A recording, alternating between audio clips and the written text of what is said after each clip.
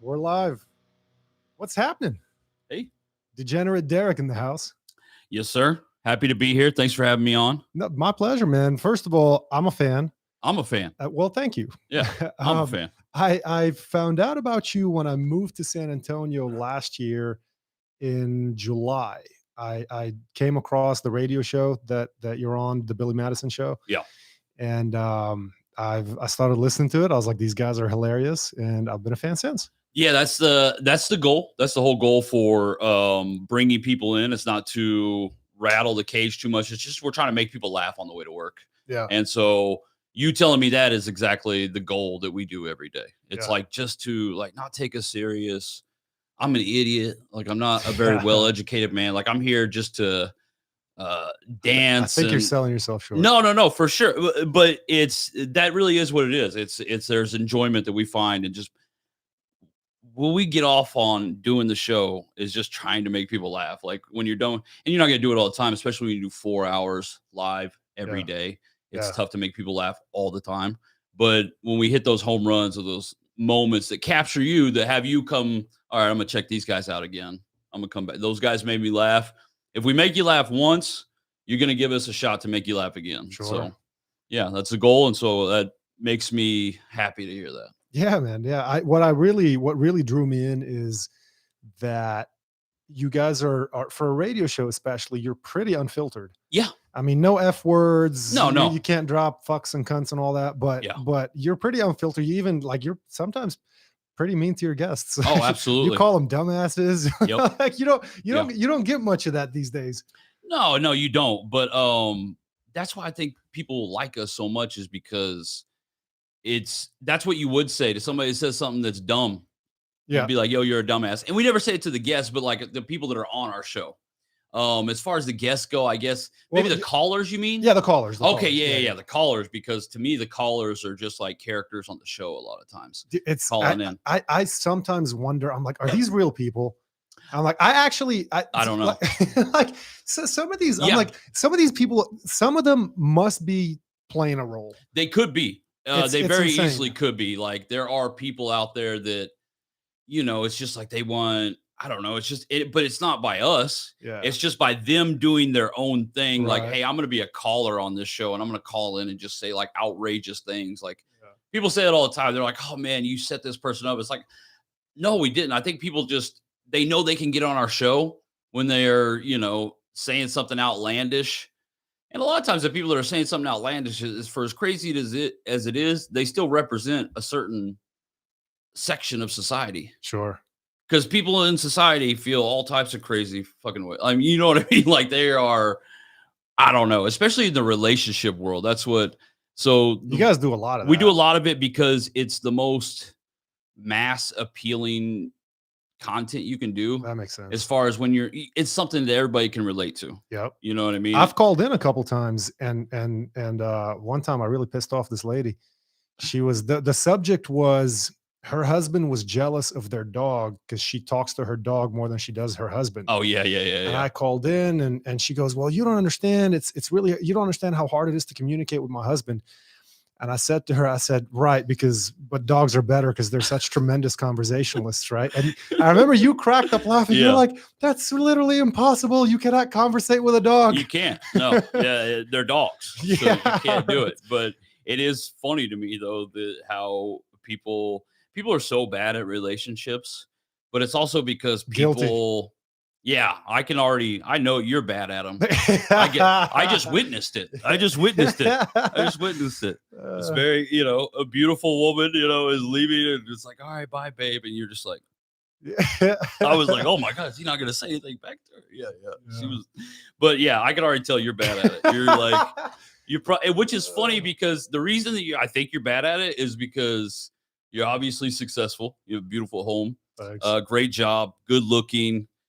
Women have never been a problem to you, and so you don't have to put a lot of effort into it. Well, they were at one point. So I put no, in. I mean, when I was younger, I wouldn't say I was popular with the ladies. I mean, okay. I didn't necessarily have tremendous difficulty getting a date like in high school and college, but I was a pretty awkward kid, and I'm pretty antisocial by nature. Yeah, I don't really. I think your sisters made you that way.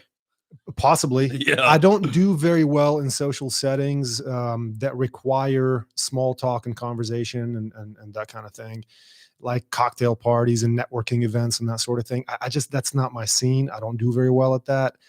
I'm the quiet guy at the party. I didn't party much in high school, and because it's just, it doesn't appeal to me. And when I would go out with the intention of meeting women. Couldn't care less about playing beer pong or any of that shit. Yeah. But I did. It was always a thing for me. Like, okay, how can I become more appealing to women? So I have worked on that, on a set of skills, from body language, Yeah. Communication skills, even developing your intellect that makes you more interesting in conversation, that makes somebody want to listen to you. Right. That all helps. That all goes a long way. And things like getting a good job, buying a house. Yeah. It helps a lot. I could tell. Like, I just witnessed it. Like, you're doing very well. But I will say that. But thank you. But I do lack experience in the relationship department. So there's the, I'll admit to that.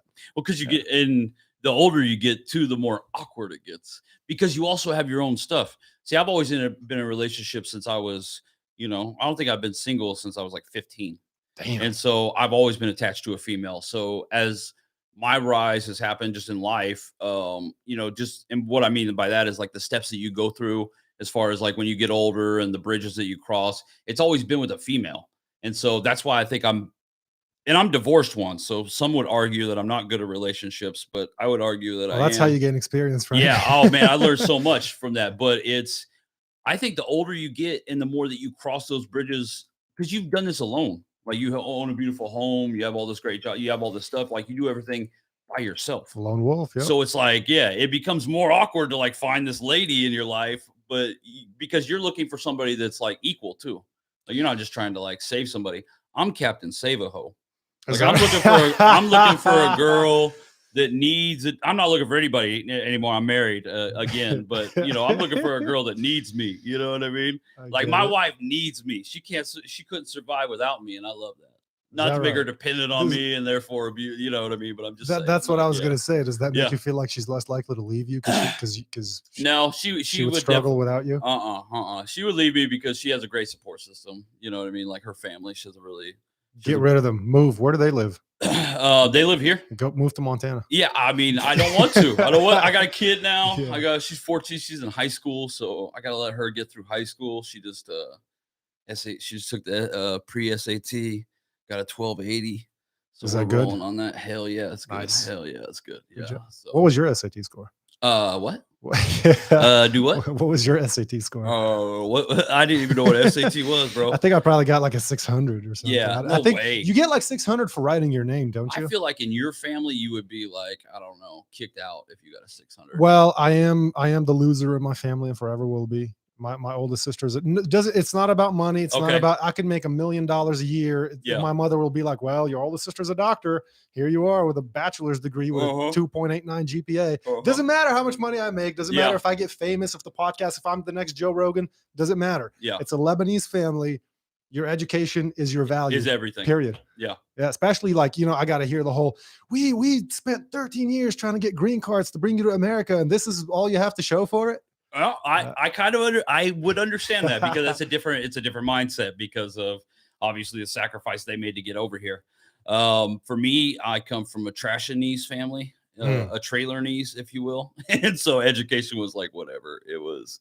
I just had to try to get through high school. I had to go to like alternative school to be able to get through it, just because I had no accountability when I was like younger in high school. Like, I could do what I wanted to do. You know what I mean? Yeah. Like, I didn't have to be home at a certain time. I didn't have to, is your homework done? Like, you know what I mean? And so when you have that kind of freedom, you're going to have that self, like, I want to go to college, and I didn't give a shit. I just wanted to party. Yeah. I wanted to play beer pong, and I was really, really good at it. Oh, too. yeah. Yeah, sure. I didn't have any thoughts about college, but my oldest sister, the doctor, go figure, she signed me up for college without my knowledge. Yeah, man. She comes to me one day and she's like, hey, by the way, college starts in 2 weeks. I was like, what college? She's like, I signed you up, kinesiology, concentration and exercise science, because I know you like to work out. So go get a degree. And I was like, well, fuck. All right, I guess I'm going. That was it. But at the time I was cage fighting, and that's all I wanted to do. I was just focused on being UFC champion. You fight? I used to. You don't anymore? No. So part of my education in college was a sports injury class that a section of which covered concussions. Okay. And when I learned about concussions and I went down that rabbit hole doing more research on CTE and the long-term effects of brain trauma, Yeah. not just TBI, traumatic brain injuries, but even the accumulation of microconcussions over time. So like, let's say you're a boxer and you've never been knocked out, but you've been boxing for 10 years. Yeah. You still have sustained a high degree of damage to your brain from the repeated little punches. Yeah. Even The jabs. the jabs, the what, like you don't have to be knocked out to incur brain trauma. Yeah. And so I went down that rabbit hole. I started doing research on football players with CTE that have committed suicide, fighters that have complete short-term memory loss. I saw a story about a UFC fighter who was, I think, 32 years old. He had 3 fights in the UFC. The first 2 he won. Third fight, he got knocked out. And he was talking in an interview about the effects of that knockout. And he said it was so severe that it immediately removed his short-term memory. So from that point on, any interaction that he has with any human being, he has to write down or he won't remember he had it. Yep. So like if his wife tells him, hey, by the way, you got to pick up the kids today at 6, he's got to write down, I need to pick up the kids today at 6, or he won't remember. And so that made you quit fighting. You were that like, you were scared. It wasn't your sister made you quit, probably.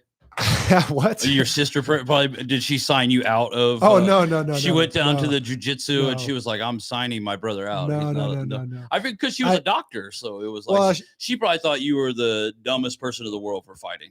Maybe she was in medical school at the time.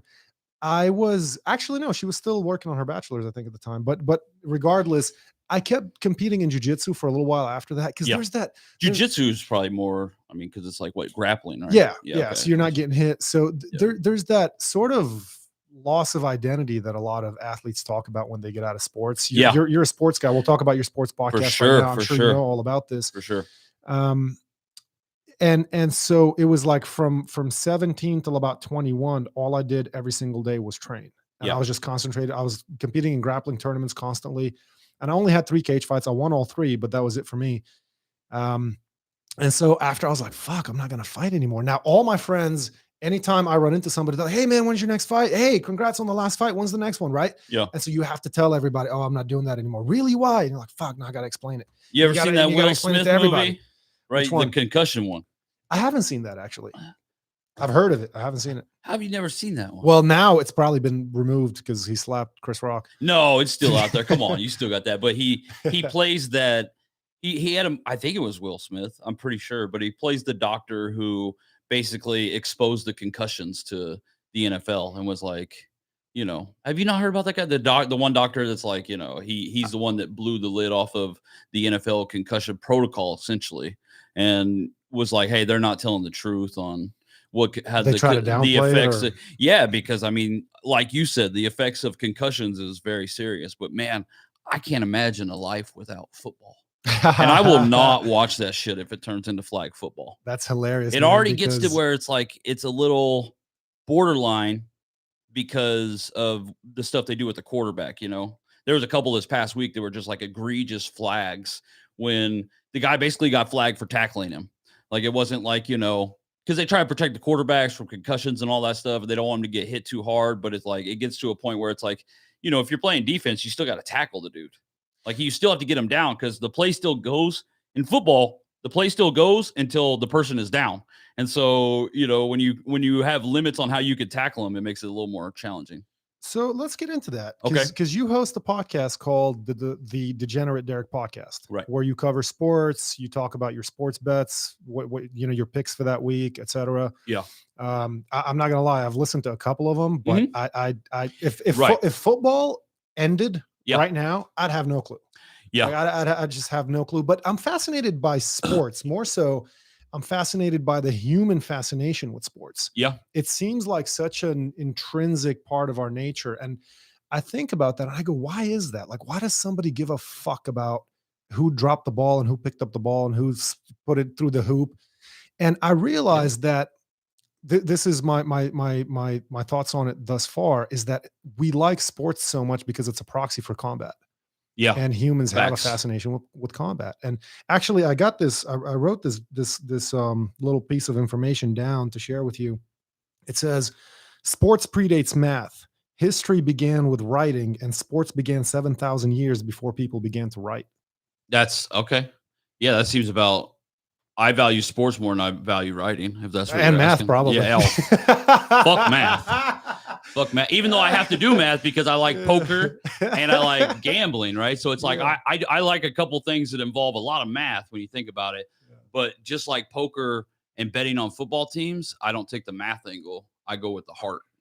I go with the feelings. Like I'm not, you play poker. And so, and I can tell just by playing with you just a little bit that you definitely do the math in it all the time. I couldn't tell you what the math is when I'm favorites and when I'm not. I'm like, that guy's got nothing or he's got everything. That's actually more so how I play. Really? Yeah, okay. All right. Yeah. Well, so you really aren't into math then. All right. All right. So, well, here's the thing. Cause you mentioned earlier about me and my relationship with school and all that. Math was the only topic that was the only subject that I could sleep all semester and still ace my tests. Okay.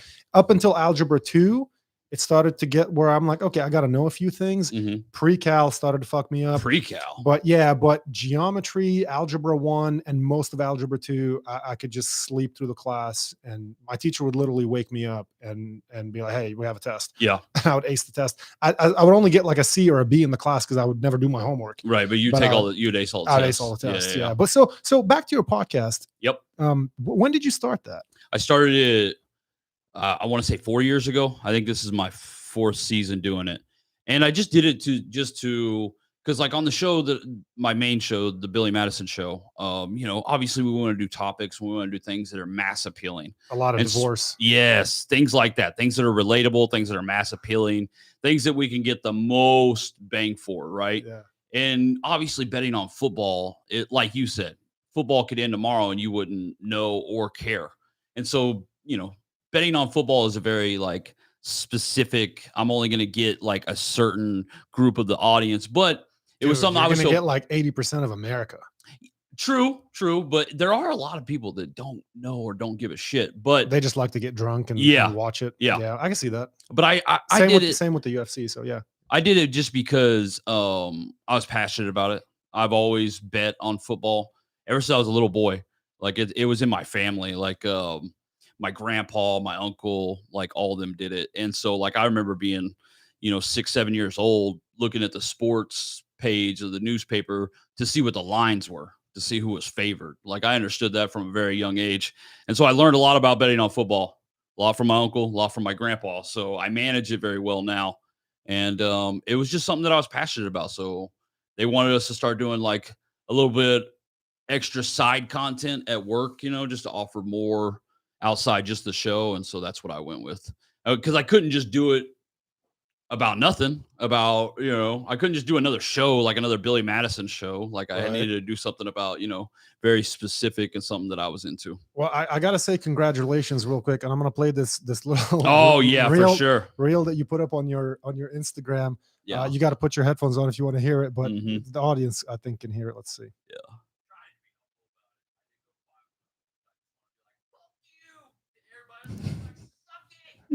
Suck this dick, suck this 5-0 dick. But I'm not gonna tell everybody to suck this 5-0 dick. I'm not gonna do it. I'm gonna be humble about it. I'm gonna focus on the Vikings plus 2.5 tonight, and I'm gonna move on to week 3. I don't know if I'm not. I don't think actually the people watching on the stream heard that, but you go on this. I don't know. I told everybody to suck this 5-0 dick, but I didn't tell them that. I was going to be humble about it. Humble, yeah, because people think so. When you bet on sports, when you bet on the point spread, you're trying to hit anything like above like 53%. You're profitable. Okay. When you hit 60%, like when you pick 5 games a week over the whole season, and you're picking over 60%, that's like pro. You're some of the best in the world. And so when I go 5-0, when I go 4-1, like last season I hit over 60%. This season right now, we're 5 weeks in. I give out 5 games a week. I'm above 60. I think I'm at 66%. And people are like, when you hear 60%, you're like, man, whatever. But when you think about return on investment, like those numbers have to be just very little for you to be very profitable. It just all depends on what you're putting on every game.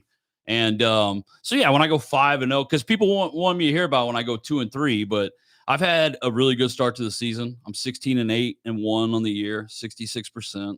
I got 5 games this weekend. I won my Thursday night game. I love gambling. That's really, it's a big thing in my life, whether it's when I play golf, whether it's when I play poker, or really my hobbies are very dangerous. Yeah. You want to talk about, I like, when I moved to a city, so like we're here in San Antonio, people are like, why do you live in San Antonio? Well, San Antonio, 1, I love it. 2, it has everything I need. It has good weed. It has good golf. It has good poker. And I have good bookies. Yeah. And that's all I need. Like, that's what I find my entertainment in. Like, I don't need shows. I don't need concerts. Even with working in radio, like, I don't give a shit about music at all. That's what people talk to me all the time. They try to talk to me about bands and stuff like that. And I'm like, I got no idea what you're talking about, because me neither. yeah, we do 4 hours of content. We don't play a song, and never have. So that's why, my relationship to music is not as heavy as other people. Like, I've been fortunate to meet some really cool people, like Metallica, and interview those guys. And those guys were really when you see them in person, even if I'm not the biggest music guy, when you see them in person, like, there's something about being around a rock star that's kind of intoxicating, because they really are rock stars. Like, when you're like, whatever, Metallica. But then when you meet Metallica, you're like, oh, fuck, that's Metallica. Like, that is bad. But they're, very humble, great guys. So I've enjoyed that. But as far as, with doing content and everything, like, I'm not really, not as far as doing content, as far as my hobbies go, like, it's just like, I just need the things that I need in my life, San Antonio has great quality. Yeah. That works, man. And that I works. like big booty Latinas, even though I'm married, you know what I mean? I'm married. So I like one. Yes, it's still nice to look around. Yeah. Not according to her. You know what I mean? Matter of fact, at the card house, she doesn't believe in the saying, it doesn't matter where you get your appetite as long as you eat at home. No. Fuck no, she does not. Yeah. Like, I was talking about last night, it's like, man, you should see the booty of this one girl. She's like, do you just not want to go play cards anymore? Because you just won't be able to. Like, I won't let you go play cards anymore. Damn, it's like that. Yeah. Oh my God, it's like that. Yeah, for sure. But that's what I like. I like,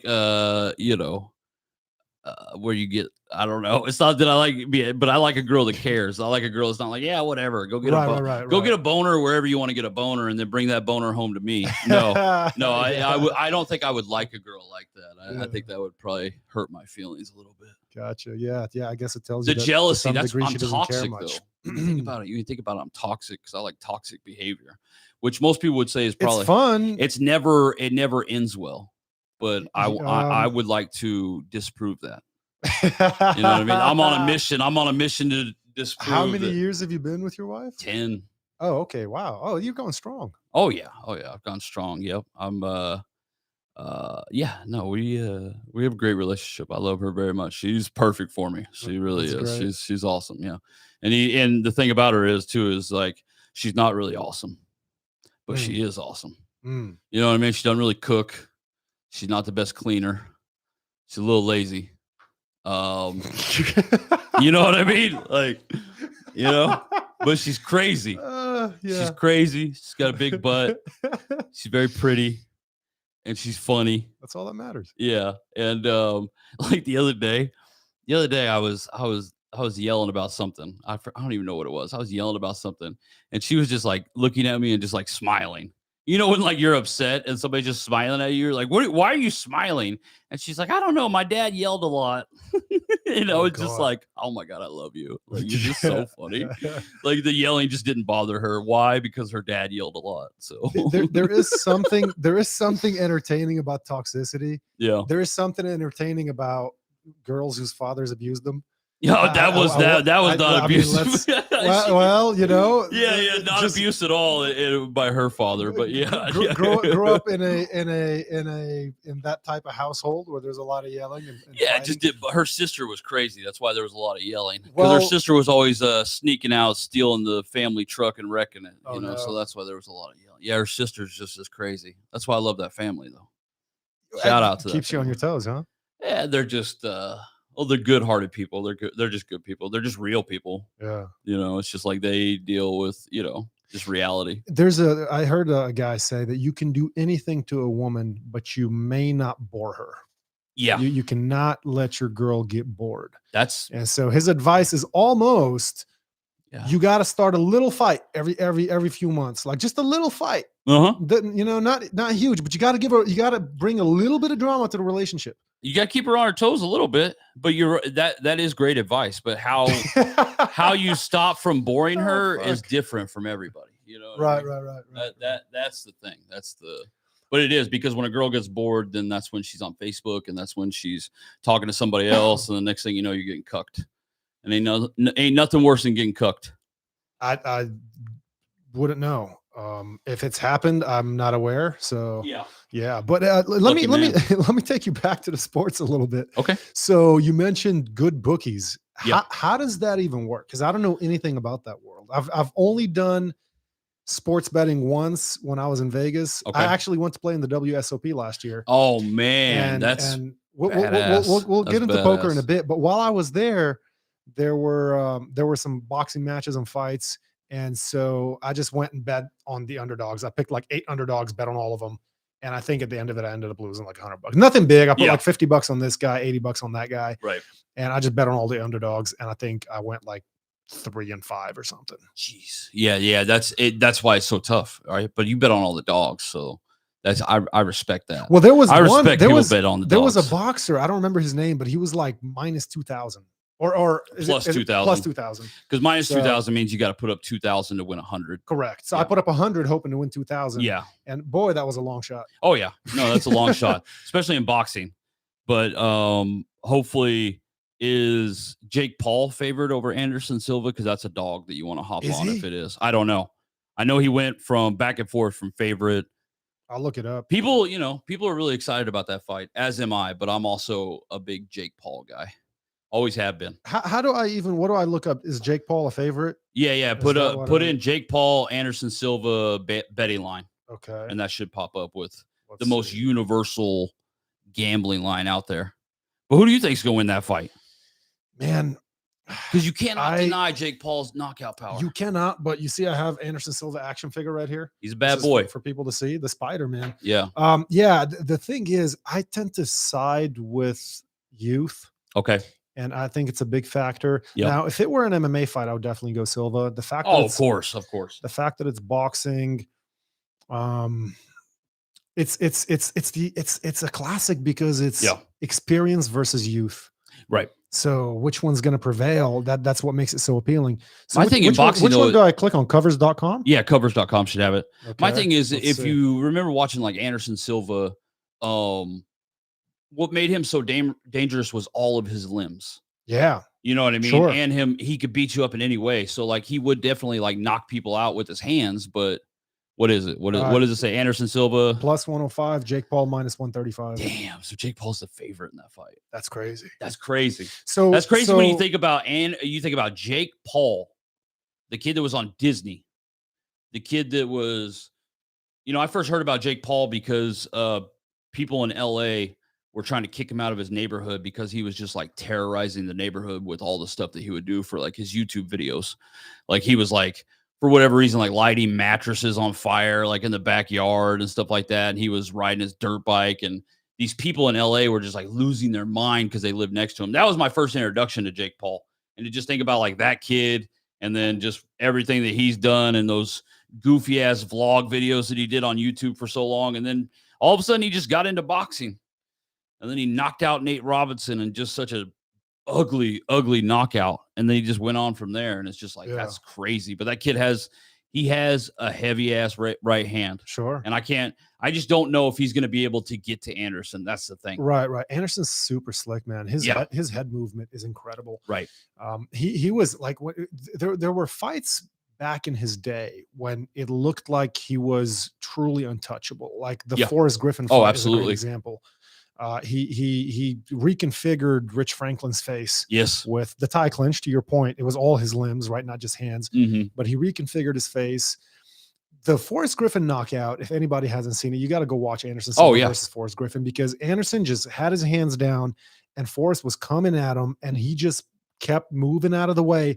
It's as if he knew what Forrest was going to do before Forrest did it. I think he did. It's like he was in another dimension or something. It was think incredible. He did. Yeah. It was just fucking crazy. Yeah. Like, I don't know. Forrest moved like a state trooper.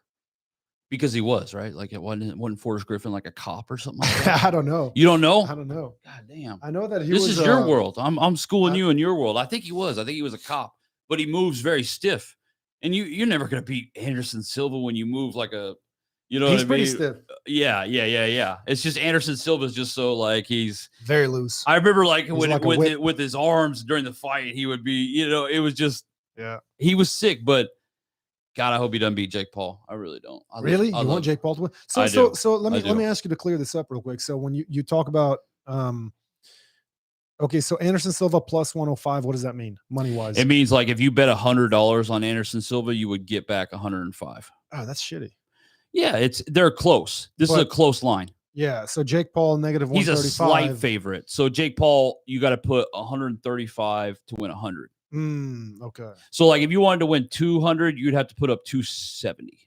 So from a sports betting perspective, you being a guy who does that regularly, is this a fight that you would bet on? No, I don't bet on fights. Well, based on these numbers, if this was, let's say, a football match, just based on the numbers, forget the sport. Plus 105, minus 135, would you bet? Or is there not enough money to be made here? If I would bet, like it would probably be. If I were to bet, I'd probably bet on Anderson Silva. But no, there's plenty. It's all about. But what would you bet? So you would bet on the forget who's fighting. Yeah, forget who's fighting. Plus I would never do 135 to win 100. Okay. But that's why I don't bet on fighting, because that's how the numbers are in fighting. There's not a point spread in boxing and MMA. You know what I mean? So what makes NFL more, or just sports in general, to bet on is because like this weekend. So like this weekend with football, there's a handicap there. You know, that's the point of it. It's a handicap. So there's a team that's favored by so many points. You know, like let's just take Dallas, because the biggest game of the weekend, well, some would argue it's probably Bills Chiefs, but I think it's Dallas, Philly, obviously, because I'm a Dallas fan. They're Sunday Night Football. Philly right now favored by 6.5 points. And so either side you bet on there, you're going to bet like 110 to win 100. But there's a point spread. That's the thing where you figure out when you bet on fighting, if you're going to bet on the favorite, you have to put up a lot of money to win back some. And that's what people, when they first get introduced to gambling, they're like, well, that's not right. Like, I don't do that. But, I don't want to put up 135 to win 100. But that's just how, that's how it's done. That's how it's handicapped. Yeah.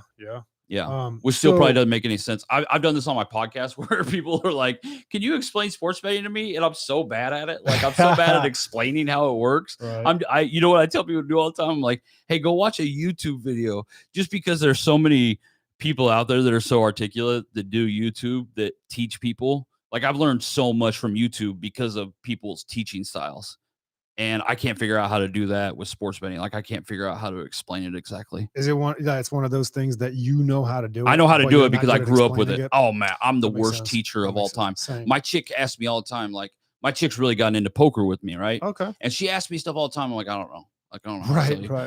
Yeah. I feel the same way. One, because like talking to her is, I don't know. It's like, teaching her is like teaching like a 5-year-old something. It's like it can be really tough. She went to East Central, so I feel that way about jiu-jitsu. I can do a move. Yeah. And I'll tap somebody out and they'll be like, bro, like, show me how to do that. I'm like, I don't know. I could get you in it again, maybe slowly, and you could try to figure it out. But if you want me to tell you, like, put your arm here, turn this way, drop the hip, I don't know how to teach it. No, yeah, that's why being a teacher is something special, because it's your brain works differently, where you're able to. There's coaches. You understand things, and then you understand, like, okay, how do I explain how to do this to somebody? Yeah. And that's why teachers are special. That's why they should make more. Yeah. So here's the thing about this fight. So Anderson Silva's 47 years old. Yeah. Jake Paul's 25. Fuck, I know, man. He's young. He's hot too. Oh my god. Oh my god. You should have seen him at the last press conference. He came out in white pants, white shoes. I saw that. White tank top, and then he had the biggest chains on. He looked like the coolest dude on the planet. Like, I was in the house like freaking out. I'm like, oh my god, Jake Paul looks so cool. And my chick was like, she hates that. She hates that I like Jake Paul so much. She always goes against him. Every person. Well, but let's look at what he's done so far. So it says here he's been training as a boxer for 4 years. Yeah. And he knocked out fellow YouTube star, I don't know who that is, Anderson Gibb. Yeah, Anderson Gibb was the first one. So he's from the UK. He's part of the KSI crew. Okay. Well, the KSI world, I guess, if you will, which you probably have no idea who KSI is, but KSI is a huge YouTuber over in the UK. He fought his brother Logan. KSI and Logan fought, and then Jake and Gib fought. And then Logan and KSI had like 2 or 3 fights. I know like there was like a draw, and then like I think Logan lost one or something like. I don't think Logan Paul's ever won a fight. But then Jake, he knocked out Gib, and then he went on to fight. After that is when he fought Nate Robinson. Correct. The NBA player. Dude, you are good. And then after that, he fought Ben Askren. Askren. And then he fought Tyrone Woodley twice. Just for the record, because I got the page pulled up here, Derek is not reading off the page. No. Like he's just going, he's going just from memory. You're not looking at the screen because it's all right here on the screen. I'm reading it. Yeah. And I was about to read all that. No, but you did it for me. Thank you. Yeah, because I love Jake Paul. Yeah. I also consume so you work for a living, right? You work. Unfortunately. I'm on the internet for a living. Yeah. So I consume it at a different clip than most people. Me and Billy were talking about this the other day. It was just like the amount of internet that we consume every day is not healthy. And also when like I'm golfing or I'm playing cards or whatever, or even just like talking to my friends back home where I'm from, and you know, we just bring up something that might be popular or something around, they have no idea what I'm talking about half the time. They're like, what? Like what happened? I'm like, oh, you haven't seen this viral video of this or that? You know, it's just like I'm balls deep in the internet every day. It'll get you hooked. It's not that I even want to be hooked. It's just we're constantly. So obviously my main job is the Billy Madison Show. I'm a co-host on that show. That's my baby, along with Billy. Shout out Billy. But we're balls deep on the internet every day because we're trying to find stuff that is massive. We have 4 fucking hours to fill every day, 5 days a week. You know what kind of a I don't think people understand. Like people are like, oh, you just talk for a living, but it's like, yeah, but we have to like you gotta have our shit together, and I have to come on and know exactly what we're talking about.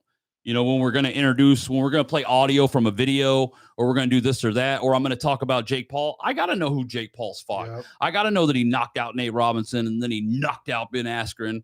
And then he went he went the whole distance with Tyrone Woodley, and then he fought him again and he knocked him out again. You know what I mean? Like, I got to know those things. They fought twice. The first time Jake won by decision. The second time he ended his life. Wow. I mean, he knocked him out to where like Tyrone fell face first, and then his toes were like pigeon-toed out. Oof. The meme was hilarious. Stiff, huh? The meme was hilarious, which that's what it's all about. It's all about memes. Shout out Tyrone Woodley, though, man. That guy took it on the chin, and he wasn't like a bitch about it afterwards either. Tyrone Woodley knockout meme. Oh my God. I got to see. Can't believe you never like this is No, I didn't see it. Oh, jeez. That's a brutal one. Dude, the internet is ruthless. The internet is ruthless because then they Photoshop you. They Photoshopped him like into other sleeping positions, and it was just entirely rude. Yeah, see, look at the pigeon toe, bro. Look at him. He's swimming with Dory and Nemo. Yeah. What is that about? Oh my God. But that shows you right there, though. Oh, he's getting a massage. See, that's all the people that he knocked out. Jesus. Well, then there's Conor McGregor also in that one.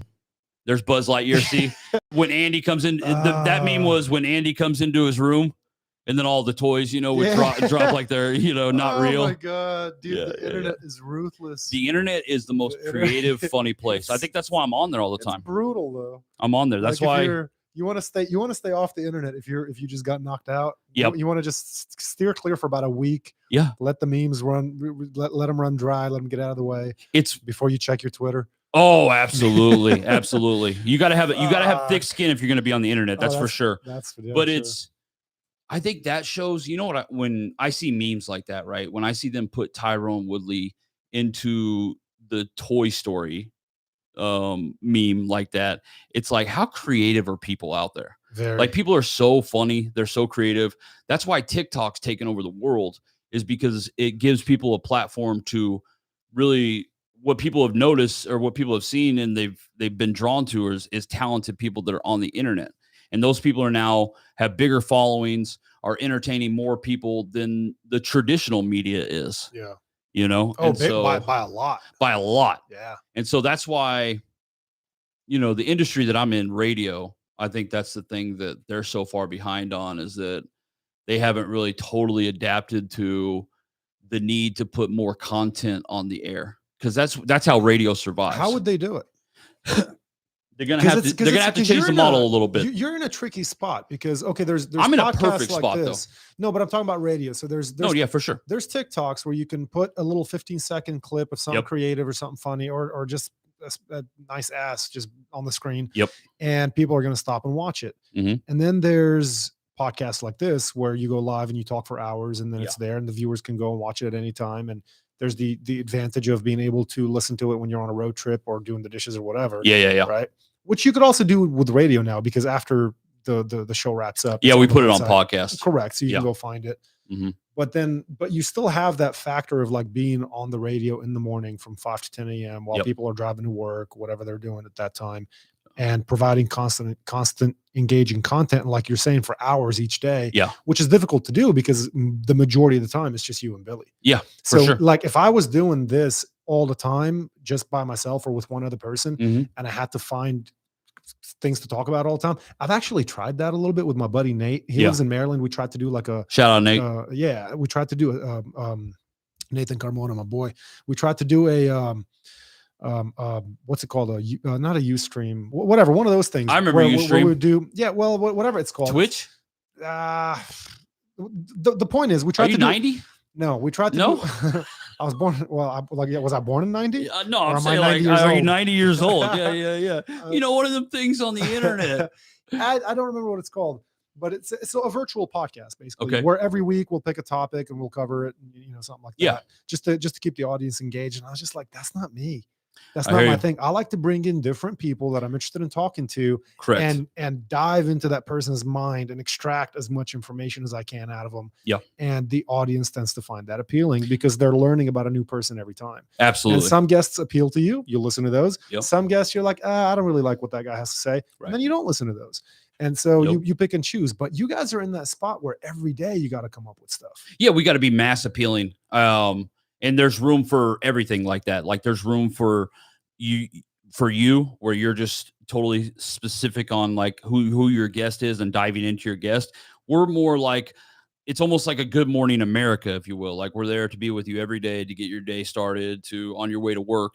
And there's still something like we can survive because of the kind of show we do and the kind of content we provide. And there still is something about being live, and there still is something to being able to call into and interact real time with our show. Yeah, that's fun. Yeah, that's fun. I like doing that. People, that's what I tell people all the time. It sounds so simple. Like they're like, well, are you guys worried about the future? And it's like, we're not so worried about the future because me and Billy, the way we feel is that we're in a good position because it's not like radio is just going to stop broadcasting tomorrow. You know, the radio is still going to be there. It's just going to have to, it's figuring itself out. But I think radio definitely needs more content. Like they need more people out there. And so to do that, radio companies have to invest because right now they do music.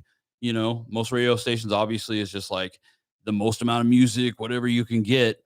But that's the easiest thing for people to find on their own and exactly what they want and what bands and what groups and the playlists. Like radio's not doing playlists better than Apple and Spotify and all them. Like those people have it figured out. They're cracked on that. The thing that radio has to do to survive is get more people like yourself, giving them opportunities and taking chances on them. They're going to have to. Like that's just how radio survives. Like book me for a radio show or have me on their channel. Yeah. Like have my podcast, like adopt my podcast. Yeah. Adopt your podcast. Yeah. Yeah. They're going to have to. Like what Spotify did with Joe Rogan, you mean? That pretty kind much. Of thing? Yeah. They're going to have to because I don't know. It's just, that's the only way I think radio survives. That's what me and Billy are around. Like me and Billy always feel like, hey, we might be around during the end times for radio, but we just feel like we're going to clean up on, you know what I mean, stations that need a show because we're universal. Yeah. Like we're based out of San Antonio, but I mean, we're on everywhere from Palm Springs, California, all the way up till Delmarva, which is up by, it's like the peninsula of like Delaware and all this. Like, so we go from East Coast to West Coast and all in between different states. Okay. So our show, like we're on in Wyoming. We dominate in Wyoming. We dominate. We're on in Indiana. We dominate in Indiana. We're on in Palm Springs, California. We dominate in Palm Springs, California. We're on in Delaware. So it's just like, that's awesome. Our show works everywhere because it's not like it's not anybody can relate. It's because so many people are like, oh, we we need to be local. We need to like, oh, we're in the city, but people don't give a shit about stuff like that. They don't. I truly don't think people care. Yeah. They just want people that are good. They're not going to listen to you. Just oh, this guy's from here. Who still thinks that they need to be local? Fuck. Well, if you listen, with the internet, there's nothing local. That's what I say. But if you listen to radio, you'll hear stations that are like, hey, we're live, we're local. We're here. We're from. It's one of those. That's just like it's just an old school mentality. It's a weak sauce marketing thing. Like that whole support local. It's like, dude, almost everything except Walmart is local. Mm-hmm. Like even Chick-fil-A is locally owned. Absolutely. Somebody pays that franchise fee and runs that restaurant. That is from locally. here, right? For sure. Everything is local. I agree. There's a few corporations like Walmart, but almost everything else is local. And people just don't care. They just want their products. Well, it's that they just want their support local. It's like, to me, it's just like such a weak sauce way to try to compel people to purchase your product. Support local, veteran owned, woman owned, minority owned, black ran business, female ran. Who gives a fuck? Are your sandwiches good? I'll buy them. If they're stale, I'm not gonna buy them. I don't give a fuck who you are. For sure. That's true. That's what it really comes down to. Is the product good? Yeah. That's all it is. Because it's like you might go somewhere that is whatever owned, whatever, but if they have shitty stuff, you're not going to keep going back there. Correct. It's all about who offers the better product. And so that's what that's it. That's that's all we're trying to do. And we're not trying to take ourselves too serious. There's a lot of I joke about that. I drive my sister crazy. My sister is one of those people, not the doctor, the other one. She also has a master's degree. Oh, damn, you have none but sisters. I have a younger brother. But it's like you had 3 moms. Yeah, basically. Yeah. Which is cool. Well, my sister Christina is kind of she's a tomboy. We actually, her and I played together with like action figures and soccer and all that more. Oh, okay. That my oldest sister was always the mommy sitting there with her dolls, combing their hair. That kind of got thing. it. Yeah. Okay. My sister Christina's she liked to play with the boys. She liked to do sports, and she was in judo and kickboxing and all that. Yeah. She was actually doing MMA before I did. No shit. Yeah. But your other sister, though, it's just what you said earlier about how just one day you woke up and your other sister had already signed you up for college. Yeah. I'm just like, God, that's like his other mom. Yeah, basically. She really is. Yeah. And sometimes I actually tell her just that. I'm like, hey, stop being my mom. Yeah, right. Sometimes I got to remind her that I'm 30. But there is benefits. I have my life together. There is benefits. Leave me alone. She just loves you. She does. Yeah. What was the point I was making? I don't know. Fuck. Is there any point to any of this? I don't know. Probably not. Probably not. Really. No. We're just bullshitting. I was going somewhere with it. We're just bullshitting. I'm adding out of my mind, so I'm just like, I'm good to go. It was something about, I was going to make so my sister Christina, so she's all into, like, right here in New Braunfels, there's that bakery that's the oldest in Texas. Mm-hmm. Do you know what it's called? Nope. I can never remember the name. I don't know shit about New Braunfels. It starts with an M, Nigellins or something. It starts with an N. It's the oldest bakery in Texas. Wow. And my sister is one of those people that's like, oh my God, it's the oldest. We got to go. I'm like, well, I don't care if it's the oldest. Is it good? Yeah. She'd be like, oh, this place, they cook from scratch. Is it good? It's homemade. Is it good? Yeah. Is it like, I went down. Because if you go there, if it's the oldest, but it's shit. Yeah. Dude, I was working in Corpus. But it probably is good. That's why they do well, though. Yeah, maybe. Because and so then when something is good, I do think there is something to when you are, if you do have a good product, you can latch on to get those people in, like your sister, when we're the oldest bakery in Texas, right? So she's going to go, and then it's also good. Now you got customers. Correct. You need to create continuation. But you have to, you got to get people in. So I don't necessarily knock the tagline to it, I mean, that's a pretty unique thing. Like, there is only one oldest bakery in Texas. There is only one. But if they were shit, then they wouldn't be around anymore. And then it would move up to the next bakery that was the oldest in Texas. Yes, quite possibly. Until you finally get to a good bakery, essentially, is what you're going to find. Correct. You know what I mean? Then that person, because the bakeries that aren't good won't be around anymore. And so they won't be able to call themselves the oldest bakery in Texas. And then eventually you do find the oldest one. The oldest firearm manufacturer is Beretta. Okay. And they started making firearms during the Italian Revolution, I believe, which was a little over 500 years ago. Okay. And I do like their over-under shotguns, but their pistols can go fuck themselves. All right. Okay. I don't care how old they are. I don't care what your tagline is. I'm not buying a Beretta pistol. Is it just So are you a hunter? Yeah.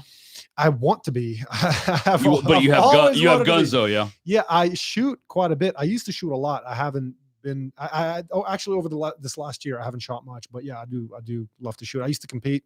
Oh, And badass. some, I've done some competitions. It's not like I was doing it heavily, but yeah, I won a 3-gun tournament one time, and the prize was a shotgun, which was cool.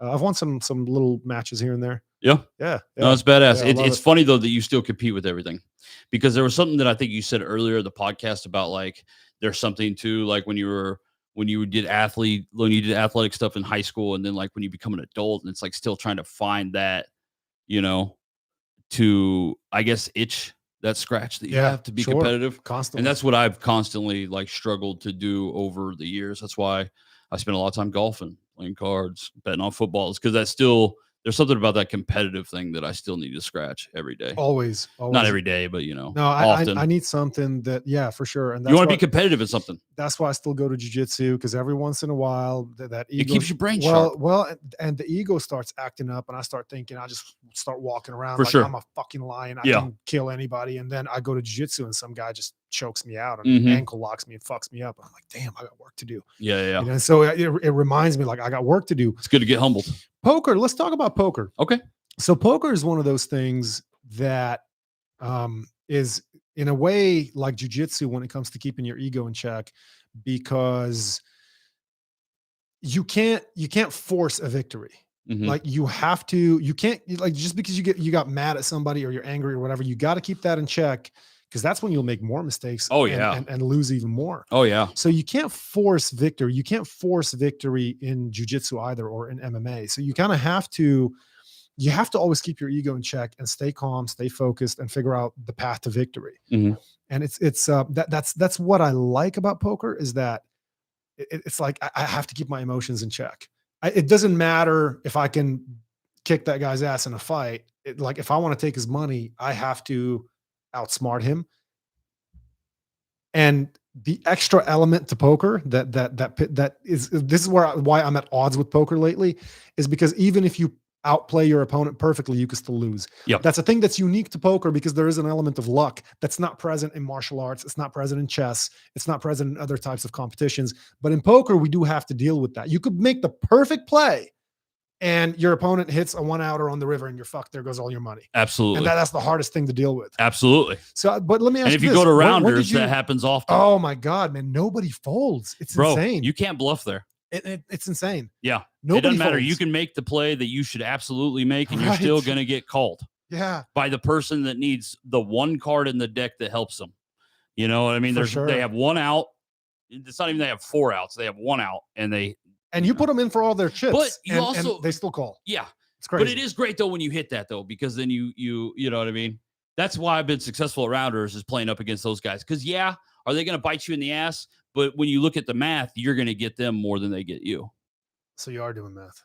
No. But I watch a lot of World Yeah. Poker Tour. Yeah. You So know, when did you start playing? I started playing in 2004. Oh, okay. So you've Chris been playing for a Moneymaker. while. Okay. Oh, yeah. Yeah. So Yeah. I remember being in high school and that being like huge on ESPN. Okay. I still remember the song, the dun, dun, I can't even do it, but it's just like it had this very like infamous song that lived in my head. That's I could still like I hear it in my head, but I can't tell you what it was. Anyways, whatever. Chris Moneymaker, he was this guy who some people say is terrible at poker, but he wins the World Series of poker. He sucks out on these like amazing players often. If you go back and watch that footage, the suck outs that this guy had were incredible. Yeah. But that got me into poker, and where I grew up, where I went to high school, was in Broken Arrow, Oklahoma, which is a suburb of Tulsa. And we had casinos. We had Native American casinos. We had the Creek Nation. We had the it's now the Hard Rock. I forget what tribe they were tied to originally. But anyways, it was like these big metal buildings. They were like basically like storage sheds at first. And now they're these like huge casinos because of obviously how successful they've been. But they had cards. And we'd go out there and we'd play poker. And so I've been playing ever since then. And then now down here in San Antonio, I didn't think I could play cards. Like I didn't understand how the poker system worked in town and in San Antonio specifically. Like, so I didn't play for many years. It's its own thing, dude. So I heard about these clubs, these like card houses, right? But my Yeah. understanding, I thought they were in there playing for like HEB gift cards and shit. Yeah, just I didn't think they real were quick, playing for cash. Before we get into that, I pulled up that Chris Moneymaker in the WSOP main event. Yeah. In 2003, made 2.5 million. 2003, there you go. in that one. But yeah, go ahead. Yeah, that's because that's a pretty new thing to Texas. I think they've been around for like 5 years. Yeah, They, that's they, awesome. they found though. a legal loophole to make that happen. They did, and so I was golfing one day with a guy, with a buddy of mine, and he was telling me he had went to the card house the night before, and he was telling me about it. I was like, then he explained to me exactly how it worked. And I was like, oh shit. So I went in there actually that day after that round of golf. I went in there, signed up, got a membership, and I've been playing ever since. I've been playing a lot. I need to chill out because my wife's getting pissed. Is that right? Because I'm gone a lot. Yeah. But they have like big ass tournaments coming up. But you. it's the thing that surprised me when I went in there was how much money's in there. A lot, dude. A lot. There's some deep pockets. A lot. Yeah. There's some very, very rich people, and they will blow through stacks. Yes. But they will blow through you if you don't pick your spots correctly, because they have pockets like, you're going to go in there and buy in, and if you bust out, you're like, I'm going to get out of here. Those people will bust out 5, 6, 7 times. They'll full buy in. I literally sat at a table with a guy who, he brings 500 to the table. He went all in the first hand. He lost. He bought in again. Next thing I know, 10 hands later, he's lost all his money again, buys in again. I mean, he just keeps buying in. I mean, he probably ran like $4,000 through that table. Yeah, I've seen people by himself. Like that. Yeah. Just by himself in a matter of like an hour and a half, too. Sure. You know what I mean? Yeah. Like, and he didn't give a shit. Yeah. Because he had. Well, I wonder buku. I wonder if these people are really wealthy or true degenerates. Oh, it's probably a mixture. Like they've got a big inheritance, or maybe they just sold I wonder that some often. real estate and they're squandering all their money at the poker table. I know people personally. Yeah. Who, for example, sold some real estate for like $500,000. Right. A year later, it's gone. Where the fuck did it go? You didn't take any trips. You didn't buy any cars. Yep. You didn't go shopping. Mm-hmm. You didn't do shit. Where'd the money go? You gambled it all. It's fucking crazy. It's a real problem. It's a real problem. It's why it's weird that I grew up with it so much, but in a weird way, because I grew up around gambling so much, like with the sports betting and even with the poker and stuff like that. I understand like how to manage my money. I don't get action just because I need to get action. I get action where I feel like I have an edge. Yeah, that's great. Like I don't force bets on football. I don't bet on every game. I bet on 5 games a week because of my podcast, but I pick the very 5 best games that I like. And I don't force action. I don't bet on Monday just to bet on Monday Night Football. I don't bet on Thursday just to bet on just because it's like I need action. Right. I bet where I really think the line is wrong and I can have an opportunity to make money. That's and smart. Poker, I'm a pretty tight player. I mean, I try not to be too tight, like you got to get in there and mix it up. You can't just be folding every hand because then people easily know what you have. But I do pick my spots accordingly. Like I do pick my spots where I'm not going to force it. Yeah. Like I'll buy was, in. I'll buy in for $400 or $500, right? Yeah. And if I've sat there for a couple hours and I'm down 100, I'll leave. Time to go. Yep. I'll bounce. Like I don't have to get that. You know what I'm saying? Dude, like I don't have to get that into the pot. Sure. Like how some people are like, well, fuck it, and they'll just go all in. That is the most important skill that you can learn. I sure. think in poker, especially in cash games. Yeah. Because tournaments are a little bit different, but in cash game, that is, I think, a more important discipline than learning how to play the game itself. I think it's enormous. Knowing when to walk away. Yep. Knowing when you've won enough. Mm-hmm. You can't keep trying to grow your stack. At a certain point, you got to be like, you know what? I've been here for 3 hours. I'm playing 1-2. Yep. And I'm up $1,000. Yep. Time to go. Time to go. That's it. I'm not going to get rich today. Time to go. Time to go. Time to go. Yeah. And then when you've gone, hard thing to learn. And when you've been sitting there for 2 hours and you look down your stack and maybe you've lost half of it. Yeah. It's okay to pick up that half that you still have. Correct. And go to the cage. And most people cannot do that. They got to, they're like, fuck it. I'm down. I only have $150 left. Let me just go all in with it. And that's why my bankroll doesn't get depleted. Like that's Smart. why I don't, Very smart. but in a weird way, it's weird because I was around gambling so much as a young kid. Right. But because of that, I have learned, I've seen awful things, like as far as, people with major gambling problems that just lose everything because they have to get in on that. And it's like, I've seen that. It can be very dangerous. I understand why there's hesitancy to it. I've had people that have, I've had wives that have emailed me and, asked me to, they didn't really, I don't think understood how the internet worked because they would ask me to like block the podcast from their husband because their husband like wants to bet on games. And it's just like, I don't, you know what I mean? You got to have some self-control on that, lady. But I was always sensitive to it because I do understand that gambling addiction is very real. Super. And it costs people everything. Yeah. And that part does that part is sad. Like yesterday I was playing at the card house, right? And there was this guy who he had Jack 10, flop comes 10-10, like 7. He ends up getting all his money in and he loses to King 10. You know what I mean? Because he got out kicked. Nasty. And this guy was just having a meltdown. Yeah. And you could just tell that basically he playing with lost his rent money. paycheck. Yeah. And it's just like, do you enjoy taking those people's money? Not at all. Do you feel bad when you see that kind of player at the table? I feel bad because he has a real problem. I do too. Yeah, I won't feel bad. I'm not a savage I won't like feel that. bad if I take his money. I'm not going to give it back. But in the back, right, correct. But Yeah, in the yeah. back of my mind, I'm like, man, did this guy just lose his fucking house? Yeah. Like, is he going to have to go? Is the bank going to repo his car tomorrow? Probably. And I've seen that, man. But it's like there's nothing you could do for those people because they have to go get professional help. They do, yeah. Me giving, like, let's just say I felt so bad, right, that I want to give that guy his money back. It's not. He's It just going to doesn't give do it to somebody anything. else. 100%. Yeah. And he's going to give it to a guy that's not going to give it back. The only way is just to have him lose, and eventually, hopefully, he gets help to the point where he has gotten so rock bottom. I mean, I'm not kidding. Like, I could tell, like, this guy just, like, he lost, like, he was freaking out. And it's just like, man, those Dude, people I do feel guilty for. I sat down next to a guy probably a couple months ago here at Rounders who he looked like, middle-aged man. He was wearing this shirt that had a pocket and he had his money in there and he didn't have a lot of money and he would pull out $50 Yeah. and try to double it. And he didn't even really understand the game. Right. Because he didn't understand, like, Thought it was he would- blackjack. Well, he would tell the dealer, he would call, and then the guy would show, and that, let's say they both have a pair, the same pair. Yeah. He didn't understand what a kicker is. Oh, I got you. He'd be like, "Oh, we both have aces, Yeah. so it's a chop." And the dealer had to explain to him, like, "No, well, you have ace 10, he has ace jack, so Mhm. ace jack wins in this case." And he would just kind of stare, and he would just, "Oh, okay." Pull out another $40-$50, Mhm. get it in there. And every time he would go all in, I would look at the vein on his forearm. And it was just and on his pulsating? wrist. Yeah. And the vein looked like it was about to explode. Yeah. And you could see his neck, you could see his heartbeat in his neck. And like when he would push his chips all in and he would take these breaths like Yeah. like somebody like having trouble breathing. Uh-huh. And you just see his pulse. You could see his heart, like his heart beating, and like he could probably feel his heartbeat in his retinas.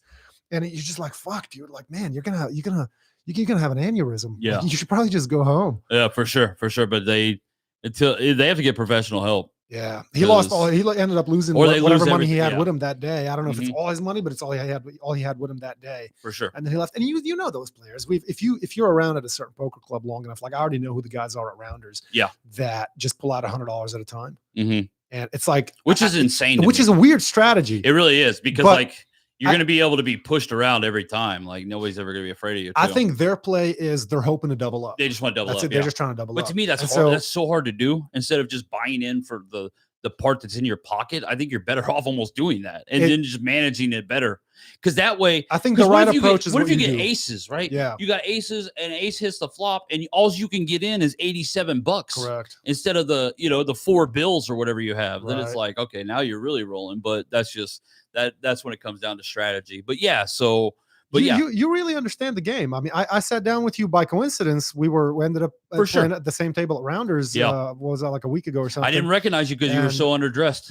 I never seen you not in. That's why I wore a suit today. I wore a suit today. I look still had a good. hat on, but I wore a suit for you because when I first saw you, so your podcast, you followed me on Instagram. I followed you back. And then I started seeing your podcast in my feed. And I was like, man, this guy is like dressed to the nines, like all the time, like every time. And then the first time I meet you in person was at Rounders by chance. We had spoke before. We had messaged before. Yeah. And I wanted to come on the pod. And then I happened to see you at Rounders, and you were just dressed to the nines again, to the tens, whatever. And then when we happened to sit at the same table, we were there. I was probably there for like 20 minutes with you before I even realized it was you because I'd never seen you in like a hat and shorts. Yeah. and Well, stuff it like was. that, yeah. Yeah. I was. I went shooting that day. Yeah, that's what So you I was said. at the Yeah. shooting range, and then I went straight to Rounders. So I had on a camouflage hat. Yeah, you did. Yep. Yeah, Yep. Yeah. See, I Um, didn't. I was shocked when I pulled up to your house. I saw the cowboy boots out front. I was like, oh man. Oh, I was doing yard work this morning. Okay. All right. Yeah. Yeah, I do wear yard, cowboy boots sometimes. Yeah. The yard looks good. Yeah, thanks. For sure, bro. I was gonna say I played with at the same table with you for about an hour, which is a decent amount of time to feel somebody's playing style. For sure. And I did gather that you're pretty cautious. You're calculated. Absolutely, yeah. I don't have the style. You have to have, if you're going to be loose, and I do see that work for people where they're very, loose and aggressive and they bully people around. But to me, like I've tried to play like that in the past and I just don't do it well. Yeah. You got to find what you, in poker or in golf or in anything you do, there's going to be an angle to where you win, but you have to find a style that fits your game. Sure. You can't play somebody else's style a lot because you won't. In poker, maybe you could, but I guess I haven't. I've been reading books about it and stuff like that, and I try to understand more.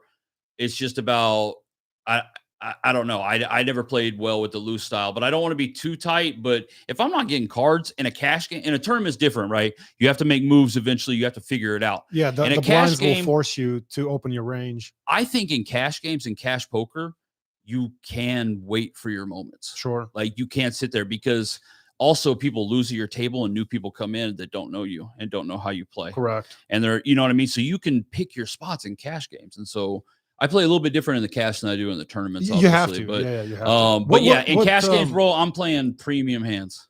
Smart. I'm playing or suited connectors. You're not going to see me playing King 5. Right. I'm not going to do it. I'm not going to do it. Yeah. Especially with what I've seen at the card club that we both go to, with the people that the amount of money they'll get into a pot is, dude, I mean, it's incredible. We're playing especially 1-2. But yeah. 1-2. It's like $20 is a standard range. There was a $4,300 pot at my table 2 days ago in Jesus Christ. 1-2. In 1-2. That's fucking no crazy. limit hold'em. There was a $4,300 pot at the table. That's crazy. It's unbelievable. It's insane. Well, I think part of that is the structure, the way the fact that there's no cap on the buy-in encourages bigger. Well, when the table first opens, there is.